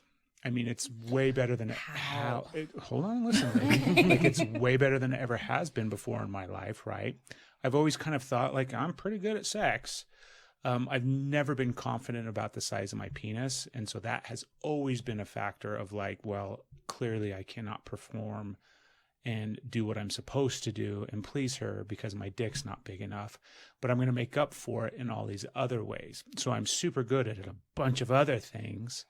And then it's like this other part where, okay, I'm going to introduce my dick into this equation because at some point that's part of the process, but it's a secondary thought because it's always been a self-confidence issue. And I don't think I'm alone in that. I think that there's probably a lot of men that probably fall into that category in some way, shape, or form. So there's so many different layers of it that's why it's so difficult, right? Obviously, the simple act of it's super fucking easy. Figuring out what a woman likes really isn't easy at all. But I guess like what my comparison is too, because again, every guy that I've been with, and Anthony included, every guy thinks that their dick's not to this specific size or whatever. And that, I mean, what is it comparison to? Like, is it just through porn? Like, yeah, it's exactly huge, massive dicks. Because it's not even just porn. Like, I can give you examples of when I was in junior high school in gym class. You had one of those friends too. Of course, everybody had that fucking kid, right? Yeah, I remember the fucker's name. Just a fucking hog on this son of a bitch. I mean, it's like a baby arm. And we're like, what the fuck? We're all the same age.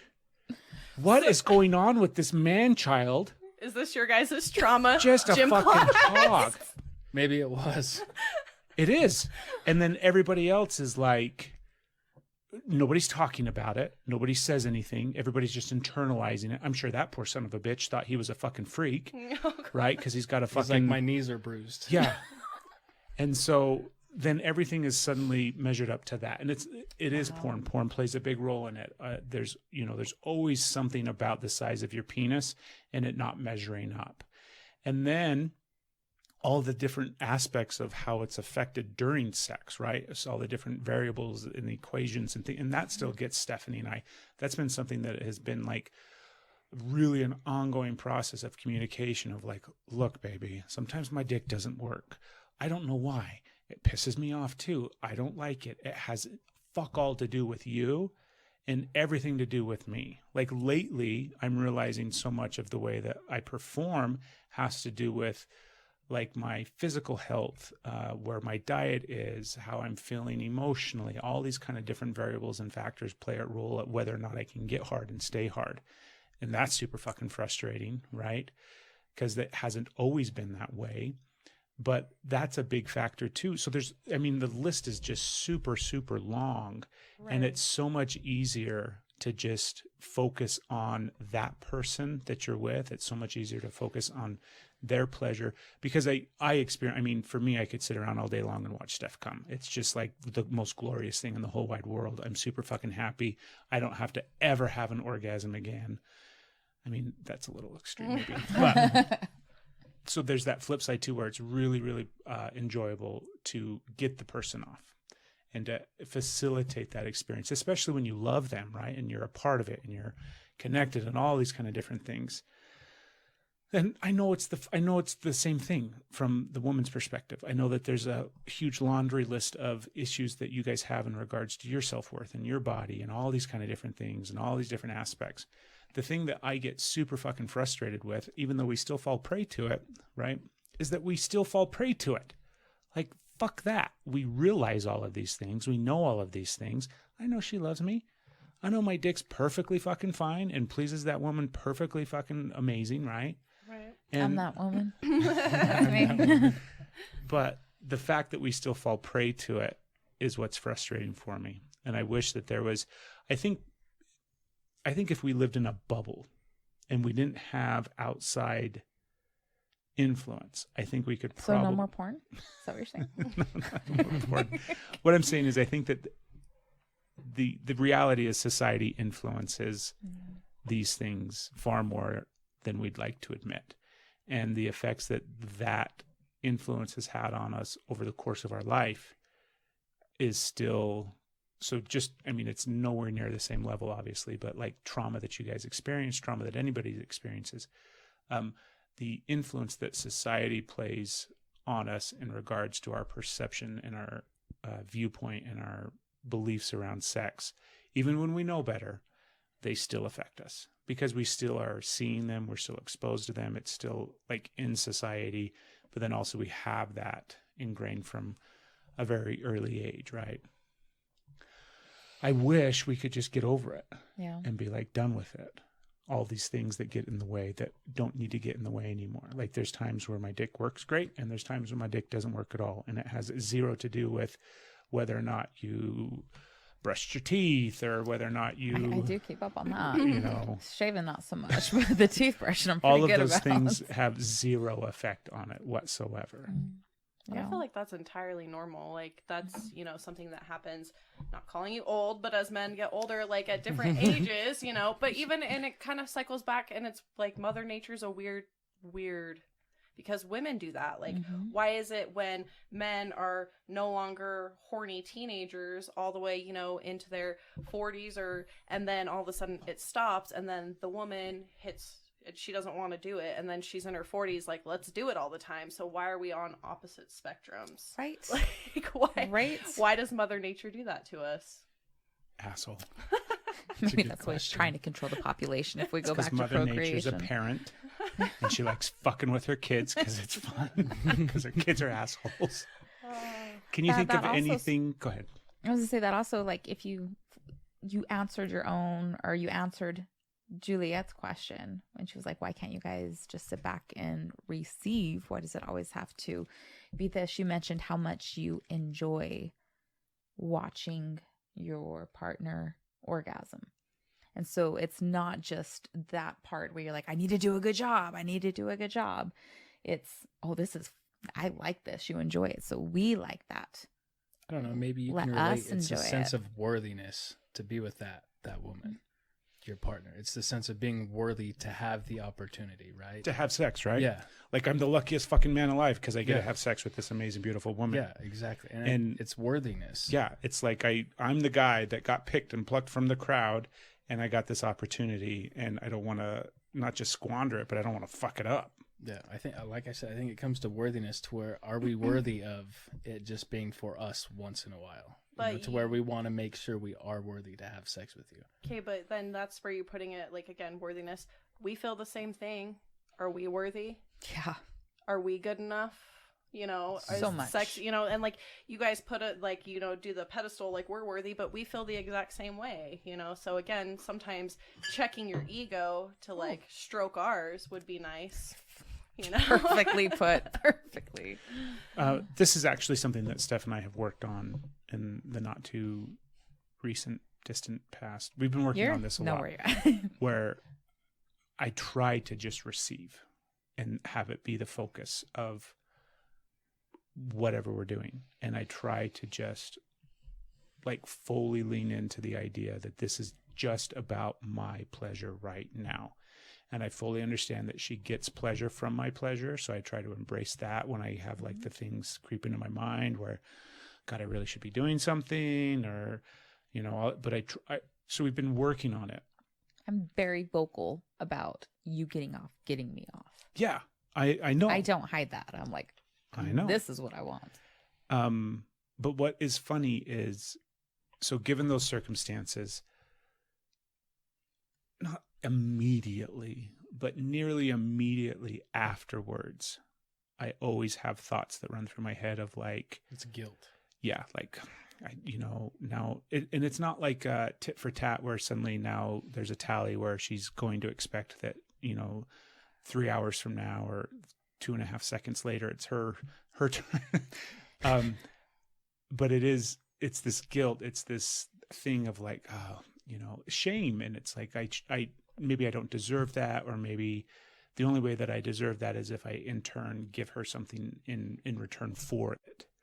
And I mean, that's dumb, obviously. Right. So that's another aspect of it that we've been trying to work on. And me personally try to work on where like, I can just sit back, relax, enjoy whatever's happening, and then get up and move on. And that's it. Like, It doesn't need to be anything else than that. It's not something that I have to then turn around and like, are you okay, baby? Like, I know that was just about me. Like, are you, but that's hard not to do. Let's talk. Like, do you need to talk? I know you like to talk.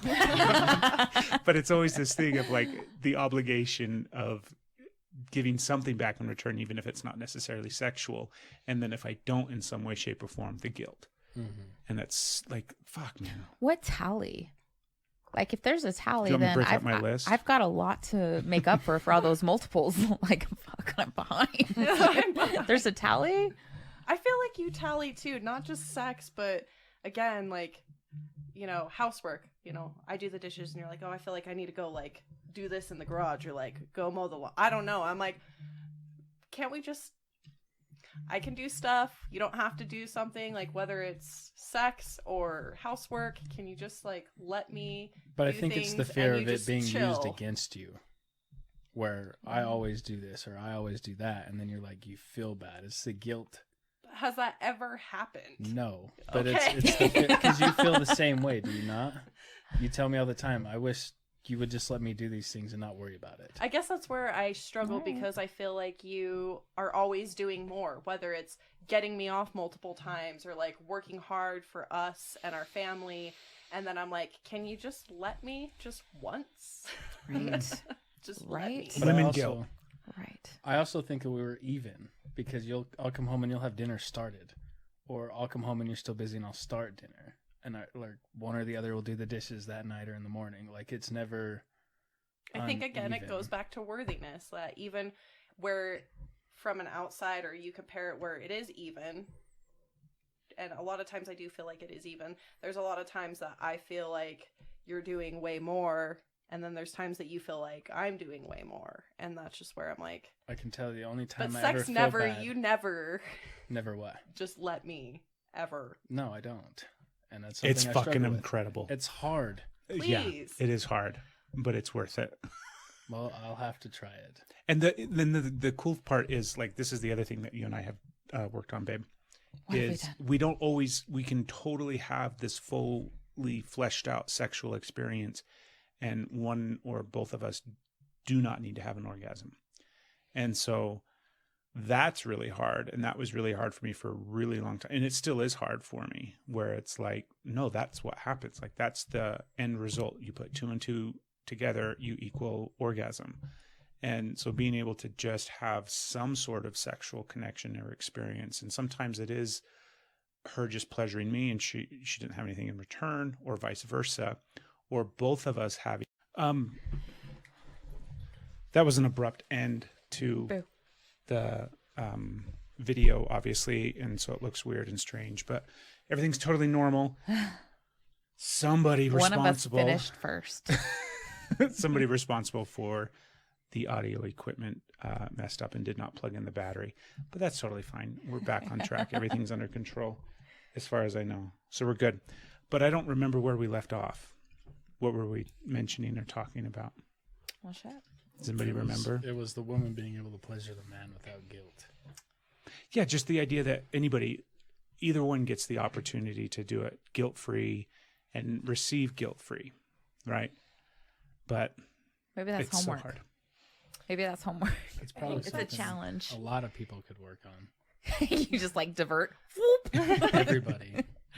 That's some good homework, you know, because we talk about that a lot. Well, I mean, I feel like it's almost obvious too, because when like sucking your dick, you're like, oh man, you get so wet. And I'm like, yeah, because like I get into pleasing you. But then that makes me feel like I can't just have it for me, because I need to make up for what you're feeling now too.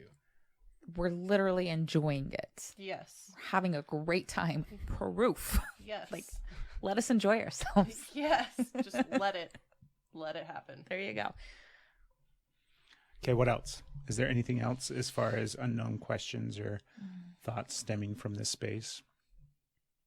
Because I would have asked the same thing in a sense, where it's like, just fucking let us do what we want to do, right? And I'm not saying that in the terrible sense of men taking advantage and doing what they want to do, but I'm saying, like, just fucking lay back and relax. You know, we're all going to go on a ride here, and it's going to be amazing, and you're going to enjoy it, and you don't have to do anything other than that. Just enjoy the ride. I do pretty good. You do pretty good sometimes. I'm a wave rider. So I would have asked the same thing. I'm a wave rider. Can you guys think of anything else? No, I can't right now. No? I don't have anything either, really. Do you have a question regarding that? I have other questions, but just regarding, like, I don't think so. Yeah. Yeah, I think because you and I talk so much about boobs and stuff. So no, I think that I mean everything that I would have wanted to ask or anything that isn't known. I mean, there's silly stuff like what? Throw one out there. well, just like I mean, I think I've said similar things to you before where it's you'll wake up in the morning and then you don't want to kiss because you think your breath is bad. And I'm like, that's annoying. I could Just give kiss me. two shits about the smell of your breath. I care a lot. See, that's got to be a woman thing where they care more. Or he like wants to make out, and like I ate like red onions for dinner last I don't night. And care he's if like, you just ate a make out garlic with me. burger. I'm like, I can smell them and You're taste right. myself. Can you just like please? I don't care if you eat that stinky garlic cheeseburger. I'm like, can we do it doggy Blue style? burger. So I'm gonna Breathe breathe this the way. other way. We'll be talking, and when it's my turn, like I have to answer, my head goes whoop to try and like blow it that way before I come back. But I mean, just I that get simple that. thing of like, what is that? Is that more about you just wanting to be considerate, or is that you being nervous and paranoid that we're going to smell your breath and suddenly be like, well, this bitch is crazy. I don't ever want to fucking talk to her again. Like, what is it? I think. Go ahead. For me, it's both. It's like it's a little bit of both. Like that's not pleasant, and then I don't want you to be grossed out by kissing me. I don't want you to associate me with onions. Yeah, and mine's more like consideration because sometimes, babe, your breath stinks, and I'm like, be a little considerate. I'm like, just make out with me. That's all it is. Like I love you, but I wouldn't never do that to you. Like we went to Lucky 13, and he gets the breath enhancer, and he's like, let's make out, and I'm like, a little They consideration said would breath be nice. enhancer. They didn't say good or bad. I just assumed it was good. like apparently I'm fresh. Here we go. And I'm like, I like onions, so No. eat all the onions you want. What is something that we don't seem to be aware of that you wish we were? That you're not aware of?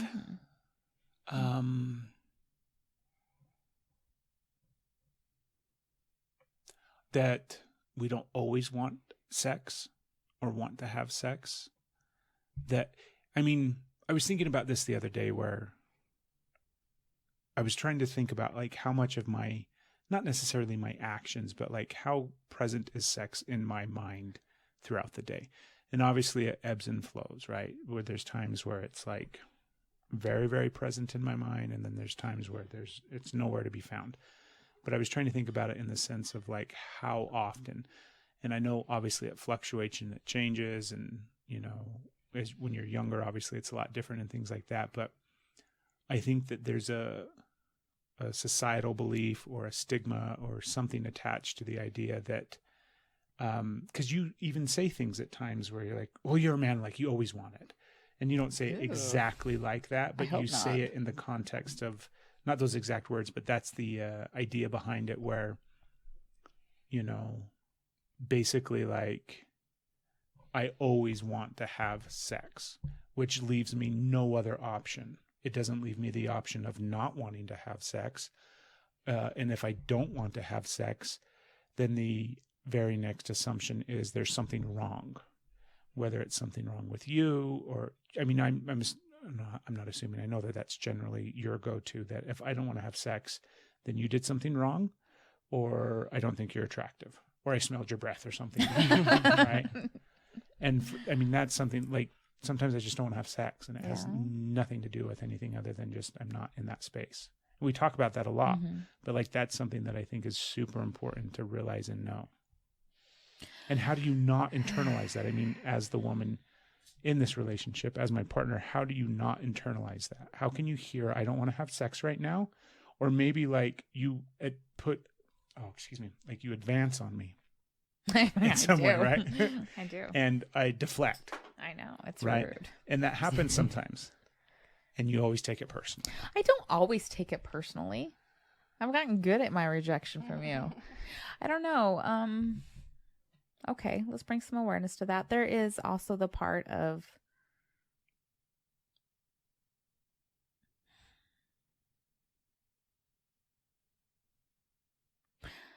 I guess there is that like for me, there's that little part of because it was so much, even though as much as I want it and I get nervous about ruts, I also feel like it's expected in some way. And it's funny because I don't think I've ever noticed that before. It's like it's there, it's deep. It's deep. It hasn't been on the forefront of my brain, but yeah, I guess that's accurate. There is that perception that goes that men always want it. A good wife, a good partner will Always give it. And even though I know that's bullshit, and I didn't even realize that was somewhere in my core buried in there, but it totally is. So, okay, I can work on that. Enjoy your celibate life.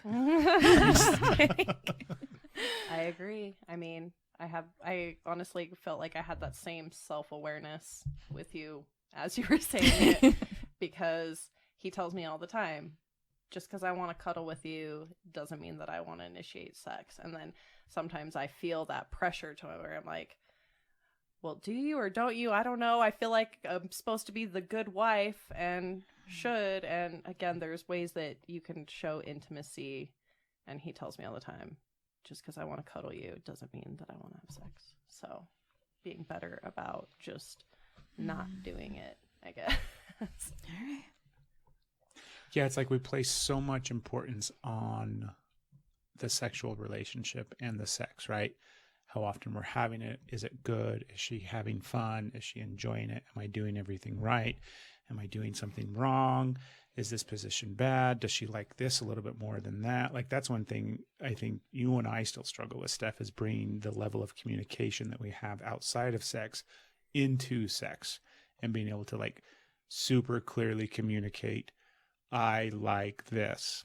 I do not like that. And you and I do a okay job at that, but we still struggle at times, and we still like, have issues. And there's times where I know that there's lots of times where I just revert back to not saying anything. Oh, fuck. Why? Because I'm afraid. Oh, my God. Because it goes back to that thing of not wanting to hurt your feelings, not wanting to upset you, not wanting you to feel bad, as well as like, you don't want to turn each other off. Yeah. During sex. It turns me on so much hearing what you want and what you like and what you're wanting at that moment. When you're saying something that's arousing you, I'm like, yeah, give me more. Yeah, but that's one of those things that you and I know. I mean, that's something that we've worked on, like that whole idea of. You just said you still do it though, so you can't be like, oh, we work on that, we're fine. It's the don't wants. The don't wants are hard at times, right? Mm-hmm. And like being able to clearly communicate in the moment, because it's so. I mean, it can take a really good experience and just suddenly go, and then everything's fucked for the next 5 or 10 or now we're done. So that's. I don't think we do that anymore. Sometimes we do still. I think we have that good understanding. Okay, well, I'm oblivious. We need to work on our communication, definitely. What's a don't want? I don't have any. You said the don't wants. Well, I was trying to like make it more clear, because if we want something, like, we're going to say it. Are you? Yes. What are the don't wants? I've don't only have thought of any. one don't want, and it makes me laugh every time. Yeah. I know which one you're talking about. It was a little rough. But it's the don't wants that you're afraid to voice. But you were so nice about it too. You were like, it's fine, just don't do that. I'm not ready. I wasn't ready. He wasn't ready. But for me, it's the don't wants are what you're afraid of, whether you have them or don't. You're afraid to go into sex, especially with someone new, and them say, I don't like that. Or for them to think that you don't want this. It's the don't wants that are hard to say versus the do wants. Because if I want something, I'd ask you. And if you're like, no, I don't, then I'll be like, all right, let's just keep going anyways. See, but is that the dude standpoint? is that because if I want something and you don't, I'm like, well, I'm still getting it, I'm gonna go? Or is that You both don't ways? ask for either, though. You don't say don't wants or do wants. It's because I get what I want and I don't have to ask. That's the Okay. best part. All right. Just move. And I feel like you're lying to me. I can just that you're holding back. I'll just twist you if I want to twist you. Okay. I'll throw Holding a leg back, over that's the another shoulder. thing Mm-hmm. where, I don't know. I think that the full, like if you were to look at somebody, this is a good, hold on, this thought is forming in my head as I'm trying to get it out of my head. We look at people that are like fully embraced into not just their sexuality, but pleasure and joy and like strictly, like if you think about like the people that are like sexual gurus or people that are totally like, all about the sex, like Kama Sutra, just the whole 9 yards, where they become known for that in a sense. I mean, in my mind, like I'll just speak once again as best as I can from my perspective, I have some judgment of that person. There's a part of my mind that is like, I don't look at that person and think, oh, like that's really cool. They've been able to like fully embrace their, desires and everything like that and experience all of that.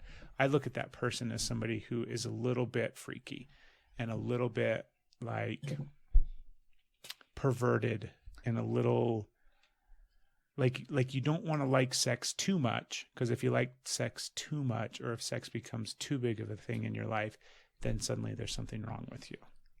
Maybe that's just my judgment. No, I feel what you're saying, because it feels like if you want something from someone so much, they're gonna think something's wrong with you. Well, is it pushing, like, that pushes you to that point to where you're, I guess getting into more, like, freakier things, like, is it the frequency of sex that gets people to want to explore more? Or, where couples or whoever, like, either they do something like open or threesomes or things of that nature, where is it just for like something different? Or when you start doing that, does it become more regular because you're used to it? Like, again, like once you've, like for us, like if we just start, spanking, choking, that kind of stuff, and then it starts getting more, then we're kind of like, well, what else?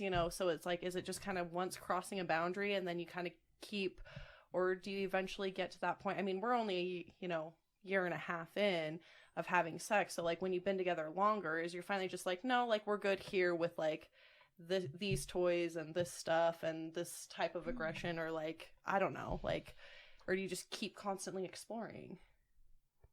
Somebody who's had sex for 10 years, keep like, exploring. I feel we keep exploring. I do too. I think there's times where we don't explore. Oh, we plateau, but then it changes. There's times where we're like, there's no exploration whatsoever going on. Sometimes I push myself too hard and I need a timeout. and then a whole new freak comes out. Well, what is it about? Because I take internal judgment and it affects like our sex life. It affects our relationship, because I look at somebody, like all the things that you kind of just rattled off, or you look at the person that's like even a woman, for example, that is embracing their sexuality and is open about it and talking about it and all these kind of different things, right? She has such, that individual would experience, obviously I don't know but what I'm saying is oftentimes there's a lot of stigma attached to somebody like that she's promiscuous, that she's a slut, that she's got all of these other kind of behaviors and actions that people judge. Not by us. We don't label like that, but yeah. But even if we don't label, like, this is the thing, right? I might not intellectually think it. I might think that it's totally fine, that there's nothing wrong with it. All of these kind of, like, as far as I'm concerned, everything is on the table as long as there's consent, and as long as you're not like hurting somebody that doesn't want to be hurt. Right. Outside of that, I have zero fuck all care what people do. However, when I hear about people, or when I see people, or when I, maybe it's somebody in the media or something like that, then suddenly you think, like, for example, there's this actor, his name's Armie Hammer, I think is his name. He's not super famous. He was in The Lone Ranger. He was in that movie Uncle that was like anyways, I'm a movie buff guy, nerd. He recently has gotten, somebody released some DMs that he had going on with this other woman, and you only get his side of the conversation. But it's, I mean, I don't have the full story, but it's a lot of BDSM, cannibalism, weird, like, I want to bathe in your blood type stuff that gets very like out there, right? It's fucking weird, but at the same time, I don't care if the other person is consenting and if everything's okay, right? Right. But there's still a part of my brain that's like, well, that's a fucking freak. Like, that guy's a fucking weirdo, right? So Right. I still have judgment, even though I think everything's fine. Right. And I agree, like, consent, all of that, no judgment, but mine is more like, what pushes somebody to, I guess, those boundaries, you know, even small things where it's like, you know, yeah, we're doing this, and then like, let's bring in a toy, or let's bring in BDSM, or like whatever. Like, is it just exploring? And that's one thing, because again, we're only a year and a half in, but I'm just curious, like, what pushes couples, I don't know, as a general, to like explore more than just normal sex. But I feel like without our year and a toys. half in is pretty exploratory. It has been very exploratory. To be so. Yeah, Especially for a year. Yeah, and now I agree. But again, like, is it going to be years of that? And I don't know. I can't predict the future. But are we going to be like, oh, like, maybe let's have a 3-way, or like, let's get some chains and whips? I don't know. Like, you know, like, what is it, just continuing? Or I don't know, even in a couple years, maybe we're still fine just with the way everything is. I don't know. That look on her face, she's definitely not going to be fine with the way that things are. I don't have to get chains and whips. It sounds like No, I'm just a saying. swing like, or something. it always makes me curious, because, like, again, listening to, like I talked about at the beginning, was, you know, sex has never been weird or prude for me and my friend group. And so, like, we've always talked about it. And, you know, I've been friends with people 10 plus years and their marriages, and watching them progress into like polyamory or open relationships and things of that nature, versus when we were first friends, it was like, we're monogamous. And so just kind of, it's interesting to see their relationship evolve. I mean, they still love each other, if not more, but like, their relationship is now different. And so it's just interesting to kind of see that progress. And so I guess I'm kind of curious of how ours will progress, or I don't know. As soon as you have it figured out, it will all fucking change. Right. And then you think you don't go beyond that point, that this is where you're at, and then it all changes. All changes. There's like there's no algorithm for that. But what if, like, what's wrong with the idea that sex is a continual evolution, just like the individual, just like the person? I don't think there's anything wrong with it, but I'm realizing some deep-seated things, because as you're talking about how if somebody's too promiscuous, you still have that little internal dialogue. And I'm like, well, that's fucked up. But every time that I've mentioned anything that is about our sex life right here, I refer to myself as a freak so many times. And so I'm like, oh, apparently that dialogue is deep. I'm like, I'm wrong. I'm wrong. I'm wrong. I like this shit. This has now evolved to this, and it just keeps going. So I definitely feel wrong for my liking what desires. you like. Yeah, for the pleasure. And for so yeah. I don't know. So there's that, and then to go with a couple, I guess maybe you just get more comfortable, even if you publicly call yourself a freak with that. Just maybe you start to own. There might be sexual desires that you don't know are in there, or maybe you do, and then they start to come out the more comfortable you get. So maybe that's how the change happens, or I don't know. I guess, do you see the word freak as a negative term? Because I don't. That's just me personally. But I don't, but I think that the way I was referring to myself, I think I was being degrading. Okay. Just because it's that self-deprecation limits where, you know, everybody else is fine, but I'm wrong. It's okay for somebody else, but for me, I'm doing it wrong because I'm wrong. And so it's just that deep-seated that really needs to work out. I think there's a lot of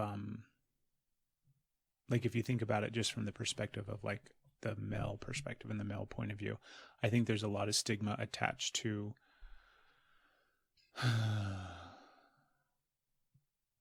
I don't know. I just think the spectrum of what men find like truly arousing or truly enticing, I think like a man fully embracing his sexual wants, desires, and pleasures has the stigma of being like this, like that stigma of men that just want to have sex and that, you know, don't care about, like, that's the thing, is if I fully embrace the pleasure and desire on whatever it might be, right, whatever I might be into, then somehow that is me being this stereotypical sex-driven man that is only, you know, driven by his want of, you know, pussy and can't have it. Like, that's that for me, I feel that personally, where I can't, like, in order to embrace everything, like just the idea that I like these things and that these things bring me pleasure means that what I'm doing by doing that is somehow trying to walk that line between, like, hey, I'm not really a sexual fucking, you know, creep. Like, I don't like fucking guys that are sleeping around with a bunch of women and that are, you know, super fucking freaky sexual dudes. Those guys are assholes. Like, you know, I think that there's, If they're misleading, yes. If yeah, they're yeah, of lying. course. But like that stigma attached to that type of man and that type of behavior and that type of like icky, gross, fucking pervy guy that, you know, likes all of these weird fucking things and then like does. I'm starting to really, like, I haven't seen this side of you. Like, I'm starting to get nervous. Like, I've shown you some things that maybe I shouldn't have shown you. Like, fuck. Do I need to like apologize and take things? I'm starting to feel Like you're that dude. yes. It's like, fuck. Well, that's the whole thing, is there's no shame in being that dude. Are you Once sure? again, if, Because once you again, just if there's consent and, you know, nobody's getting hurt and it's within the context of a healthy relate, there's nothing wrong with any of those things. okay. So like all the desire that I have, all the things that I like, all the things that I want, all the things that turn me on, all these different things, I get to fully experience in them and have them be okay. And that's super fucking weird. Super, super fucking weird. And being able to, well, Is that what you? yeah, I don't mean it's weird in the sense of like I'm a weirdo or a freak. Or It's- I'm weird because I'm like, yeah, show me what you got. Like, No, it is unknown and it's awkward and it feels awkward. And I have an internal dialogue of judgment and shame and what are people going to think and how I'm going to be viewed. And it's like, I'm okay to like this, and anything outside of this becomes the realm of like weird and strange, and suddenly you become this weird, creepy guy. So like you are like afraid to stray out because like you don't want to be weird or creepy, or like just like, I guess I was confused by like I don't know. I'll give you an example, even though Okay. this isn't, I mean, this just popped into my head, okay? This isn't, and I'm about to give this huge caveat of like, this is something I have not done because I want to like make sure that I'm not this weird fucking guy. And there's nothing fucking weird about this at all, okay? But I'm just going to give you like the I most wonder if I've done it. benign thing. So imagine there's a man that likes to go on hikes by himself or whatever, right? And when he's on this hike by himself, he finds a nice secluded spot and he lays down on a blanket naked and he just sits there and has this amazing experience of masturbation and orgasm all by himself out there in the woods, completely naked under the sun, experiencing it all, right? I think that's beautiful. There's a part of it that's beautiful. But if I'm telling you, if you're out for that same hike and you happen upon the fucking guy laying there, just jerking his, like going to fucking town on himself, suddenly he's a fucking sexual predator. He's a fucking freak. Everybody's turning away. What the fuck is that? Oh my God, this is disgusting. Right? When in reality, he's like, I just really love nature. I feel so connected. You know, it's this beautiful thing. And maybe that's his thing that he really likes. No, that makes sense. Right? So there's Depends on these. whose shoes you're in. Exactly. Yeah. Exactly. So there's, I mean, that's like a really We're simple. never having sex outside again, by the way. And I'm Oh, afraid. we're definitely having sex outside. But that's a really simple thing of like, I mean, I don't think that's necessarily weird or strange, but that would be a unique thing. I don't know a lot of dudes that find time to go hiking by themselves so they can lay out a blanket in the forest and masturbate. But if that's what they're into, more power to them, right? That's fucking fine. But 100% that guy's going to have somebody say, what the fuck are you doing? It's called self-care. Right? Somebody's going to laugh at him. Somebody's going to make fun of him, especially if he tells them about it. Or worse yet, if somebody happens upon him. Okay. I see. So how do we get rid of all of those silly fucking stigmas in regards to all of these things, when at the end of the day, once again, it feels good. It's not hurting anybody. It's, nobody's being lied to. All of these things are in play. Why can't it just be okay? And how do we turn off that little part in our brain that's like, dude, that's kind of fucking weird. I mean, I'm all for masturbation and jerking it off, but in the middle of you interrupted my hike. Like your parents, like when we talk about that, it's like, I mean, again, no judgment. I don't care, like more to you, but I don't want to like sit there and watch it. I mean, I might if it were you, but see, a stranger, like, that's they probably rock want on, their bro. I'm going their privacy, but I'm not going to be like 911 sexual predator or anything like that. But again, I don't necessarily I'm going to sit there and watch it. Like, so again, just carry on with my day. So, but I mean, I'd say a majority of people would probably lose their minds. Call 911. Probably. That's probably fair to say. sex. How did it get? Yeah. So. Go ahead. Did you have something else? Are you just sitting here looking at me in a whole new light? I am. I'm fucking scared. I'm like, I'm going to take my bag of tricks and like throw a few tools out. So, I'm kind of nervous. I've never heard you like even mention it that way, of where you would be like, this is a new side of where you would see somebody that way and not like have those negative thoughts. I'm just being honest about the thing No, that's in my it's head. okay. It's okay. Is it what you think, or how you're afraid you're going to be judged? It's like, probably it's definitely more about how I'm going to be judged, because once again, my thought, right, intellectually, I can relate to that. I sit in that place where I'm like, I don't care. Like I don't care in the slightest what people do. Like literally for me, there's nothing off the table. Okay. As long as there's all of those other things. Yeah, like not you said, me. those other things. I'm not interested in all of those things, right? I'm not like excited to do those things, but I don't have fuck all problem with people doing anything that they want to do, whether it's by themselves or whether it's with somebody else, right? Yeah. So no, I'm not sitting here saying, but there's still a part of my brain, right? Mm-hmm. There's still a part of my brain. It's like, there's still like a red light that turns on and starts flashing. You're like, oh, sex, weird, fucking creepo. Okay, so it is a total self-judgment. Yeah. Okay. In the view of society and all these kind of different things. And I think that's one of the biggest factors, right? We live in this silly ass culture that deals with sex in this really, not just this small town. It's a small town. This country, Western culture, true. Right? Christianity, religion, all of these different things that have incorporated into the way that this society is today handles sex in just the most fucked up, silly way. Yeah. And I don't think we should anymore. It's really, I mean, again, super strange. Like, we're a very prude country. My sister was actually telling me, because we were talking about, like, living together with family and stuff. And I'm like, yeah, I just don't know how, like, some people can live in, like, a one bedroom with, like, all the, like, how would you do it?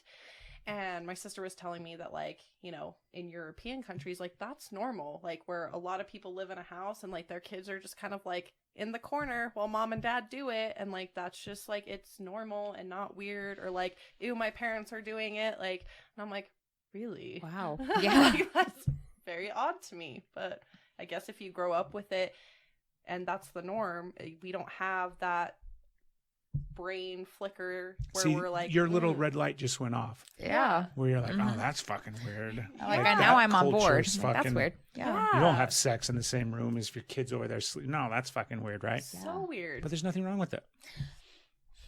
There isn't. I'm okay with being prudish sometimes. Right. And see, for me, and like, again, but if you grew up that way, maybe you'd be comfortable versus right now, I would rather stick a fork in my eye than be in the same room with my parents doing it. Right. Yeah. Yeah. Okay. I couldn't even sleep in their bed. Oh my gosh. That was way too far. No, it's you a wouldn't thing. even let me touch you. It wasn't. Yeah, we were in Arizona, and my parents were like doing a bunch of remodeling, and so they're like, well, and we had his daughter, and they're like, well, we'll set the twin bed in their master bedroom, and you guys can sleep in our bed. It'll be more comfortable. You guys will have more room. And like when my stepmom told me that, my face just was like, no, I'll sleep on the couch. It's fine. But in my head, I'm like, I am not sleeping in the same bed that my parents do it on. all the time.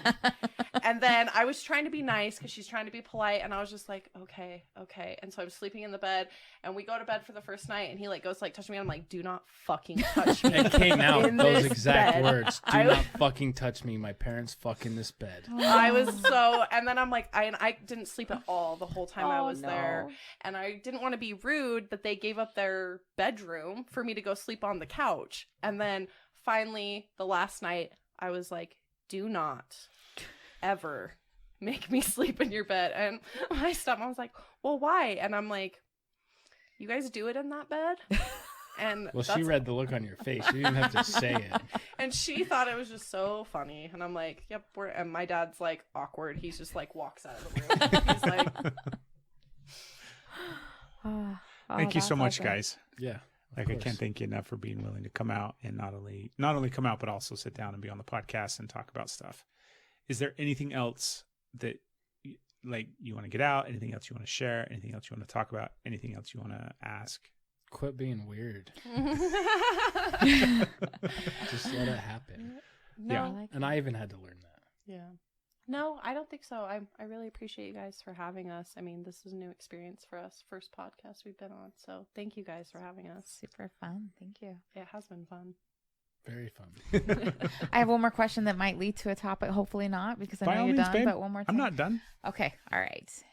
Has there been any experience, any sexual nature that has brought you liberation from an unexpected source? Like something happened that, like, however, interpret it however. Give them an example, because I know you got one. I know I got that one, I but know that question stems from an experience. fine. Do you need an example? Yeah, I mean, elaboration would help. Okay. Fucker. Fucker. So recently, like, I didn't realize until just now. yeah? Yeah, go ahead. Yeah. So you wanted it. I did actually. Craig has shared his desire for rope play. He likes rope play. And there's been a little bit of dabble in the past, but it hasn't been like, so he's just like, I really like bondage. Like way past, like way past, like Yeah. in the very beginning of our relationship. Like when we were we're fucking everywhere and doing everything that we want. Then it was like, oh, let's try this. And I'm like, oh, I fucking really like that. So And that then we never talked about it ever again. a lot happened, and there was like it evolved, it changed. So the way we were at then, our relationship has changed with that. It's not it's grown, but certain things have kind of like phased out. So that came back up that he really enjoys bondage. And so we got some rope, and I get very fearful of being constricted. I'm very claustrophobic. I cannot stand to be like, I can't even handle when I'm on my own hair, because if I feel like I'm being held down, I fucking panic. So there's a lot of trust going on, but it's something that's uncomfortable. And just having that control, just knowing that he goes slow, and that if there's a point where it's too tight in any way, that I can get out. I'm not stuck, and that I can move, and he'll loosen it if I need. But there was this moment, so he ties me up, and it has this constriction, and it felt like I could breathe, which was weird because I hate that. But it felt like I could breathe. I felt comfortable, and I had this orgasm that I don't even know how to explain. I've never been able to let go so much. And I described it as, it felt like all the places that I hold back because I'm trying to hold myself together, like the rope was holding me together. So it was this liberation to where I could breathe, I could fully let go in two different ways. And then I sobbed, and then I was embarrassed because I'm like, I made it emotional. It's supposed to be sexy. And I made it emotional. And it kept being that. So it's like this huge emotional release for me, and I feel safe. Like even today, like it was fine. There was so much freedom with it. And then afterwards, and I was like, oh fuck, it's tight on my throat. I didn't even notice. So there was this like freedom in this really unexpected source that I had total liberation that I didn't see coming. So there's my example. You like rope. Okay. I can say for me, I've always wanted to kind of get aggressive, and she allowed me to do so. So when I was able to be comfortable with what I wanted to do and make sure that she felt safe without possibly hurting her or bringing up a traumatic experience. Like for me, that was liberating to be able to have that experience that I wanted to try. When? What time? Excuse me? Huh? When? What time? You want specifics? Yeah, I would like to know Oh, what you're referring to. when I wasn't being a virgin spanking you and I actually gave you a good spanking. Oh, yeah. Yeah. Yeah. His virgin self and light spanking. So, again. It's more of a love tap, and then I finally evolved into a spank. He's gotten better, yeah. He was like, I don't want to hurt you. I'm like, you're a I virgin. don't. Calm down. So, yeah. I've definitely had liberating orgasms, experiences, you know, and it's usually, I don't know, sometimes I feel like I've had multiple whether we're experiencing something together outside of sex, but then also like it's happened for me where I've cried when I have like the multiple like orgasm spots that are hit at the same time. And like that, which is rare, that happens. It's only been a couple times. And so where it's like multiple times, I would say Man, like, your tears make me feel bad. like 2 or 3 times maybe. But like there was one time that it was like I was crying like the entire time. And it was just, and I don't know if it was necessarily like if it was both at the same time, but it was like, I don't know, like sometimes when like, it's the release, like when you're so, I don't know. And then it is a good stress release, but I don't know. It's different. It's hard to explain. I don't know.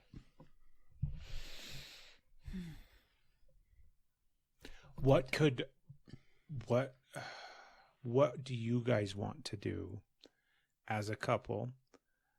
So each of you get to answer this question. This is a really good question. Get ready. Okay, I'm gonna have to.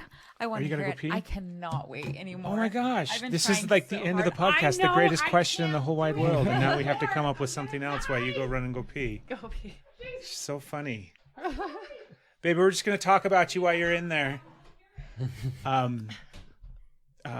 The rope thing was really interesting and very, very strange because I have like that part of my brain that's like, oh, don't like that. You're can't nervous like that. about it. Yeah, nervous about it. And it, like, I can't even, there's times where I can't even like really, do you know what I mean? Like there's certain things that I like for a very specific reason. Like I'm a butt guy. I have always liked Stephanie's ass. It was the first thing that I saw. I'm always about the ass and I really, really like her butt. And so I know like it's easy for me to explain why I like it. There's lots of things. I mean, I could go on and on about why I like ass. I could too.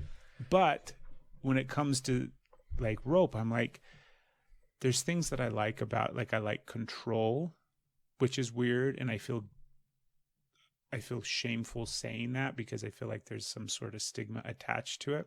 I don't think it's weird.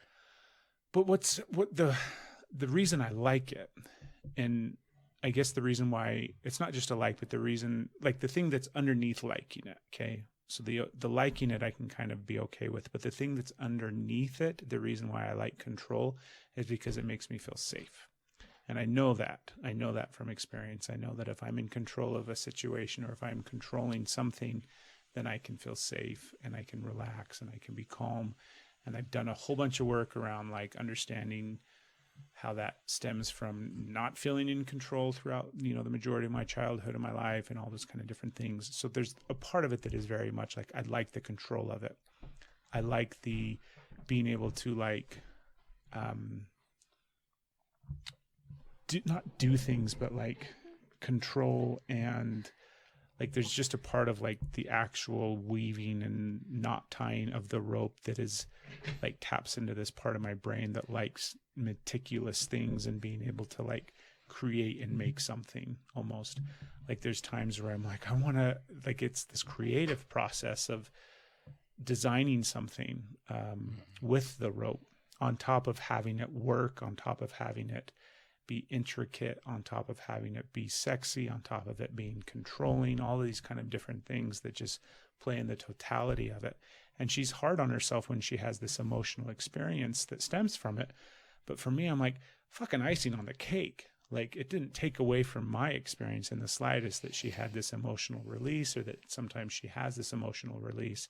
For me, I'm like, oh, that's beautiful. Like, we just found an added benefit to this fucking cool thing that we get to now experience. But yeah, when I say it's weird, it's not weird. It's fine. It's normal. But there's a part of me that's like, it's something that I'm trying to own more, even just in my own head and in my own mindset, where, yeah, like, it's totally fine. There's nothing wrong with it whatsoever. And I have an amazing, beautiful, wonderful partner that encourages it and facilitates and, She is lets you be understanding and loving and lets me be me, right?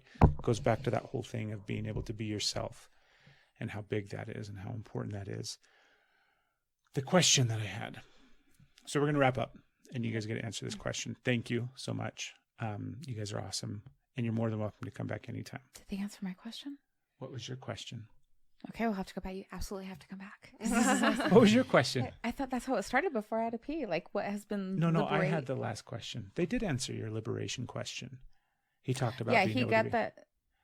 And she with talked the aggression and the little bit the firm spanking, but I didn't think you did. Sorry. I got the sense it wasn't just firm spanking. Okay, sorry. I didn't think you did, and if you did, I'm sorry. Please refresh my memory because I didn't remember. No, it was when I went into when you're having multiple spots. That's hit. right. Yep. I'm so sorry. I had to pee so bad. My brain could not function. Okay, thank you. You're not thinking straight when you have to pee. I couldn't stand up straight. I thought I need to make it right there. So okay, Knock thank you the for your camera patience with that. over. I'm so sorry. Take Okay, the microphone with you did have the last question. Go ahead. What do you want to do? Was your last question right? So, yeah, you guys are Okay. engaged. You're at the beginning of your relationship. What do you guys each individually want to bring to the table in order to strengthen your sexual connection and bond with one another where you sit today? So take a minute and think about it, and then whoever wants to go first. And really think about it. Like, I'm going to challenge you a little bit, okay? Because it's really easy to think about this question in the context of the other person and think about what the response should be in regards to the other person and kind of the relationship as a whole. And this is what I want to do to create this. Try to direct it towards yourself and internalize it in a sense of what do I really, really fucking want to bring to the table to strengthen this relationship in regards to our sexual connection and our sexual bond. I feel like continuing to explore and not letting things get dull, and voicing anything that you may want to try, whether you think it might offend or upset the other person, and just communicating what gives you full excitement for that complete orgasm. So what is something that you're willing to do in regards to that? As far as the communication, or as far as going? Well, just if that's the thing that you want to strive for, what are you willing to do now? Whatever she wants. But what do you want? What do I want? Fuck. I don't know, I have to think about that more, because it's hard, because anything that I have wanted or vocalized to her or thought of, she's given me. So there's not much more I could ask of her.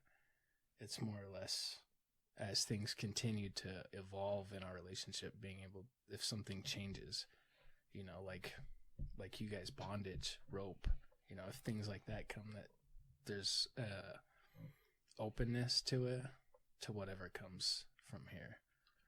Because like she said, we've only been together a year, and things continue and have continued to evolve to where we're comfortable trying anything and everything.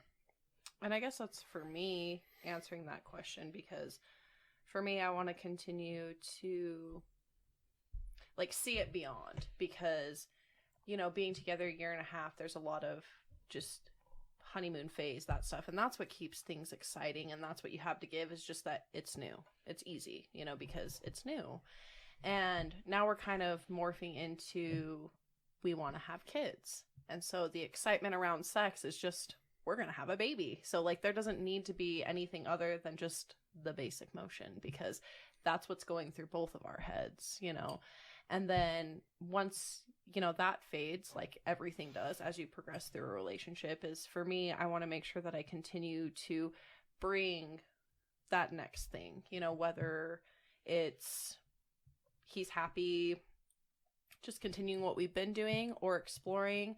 and making sure that he, like, I'm communicating with him, like, my needs, and we're evolving together. So I want to bring an open mind, because if I'm ever lacking something in that area, I would hope that he brings that to me, as well as if I'm lacking or he's lacking, I would bring that to him. So, and I guess that's kind of where I want to be. Well, good luck, guys. Yeah. Thanks. And thank you again. Thank you guys so course, much. Thank you. Thank you.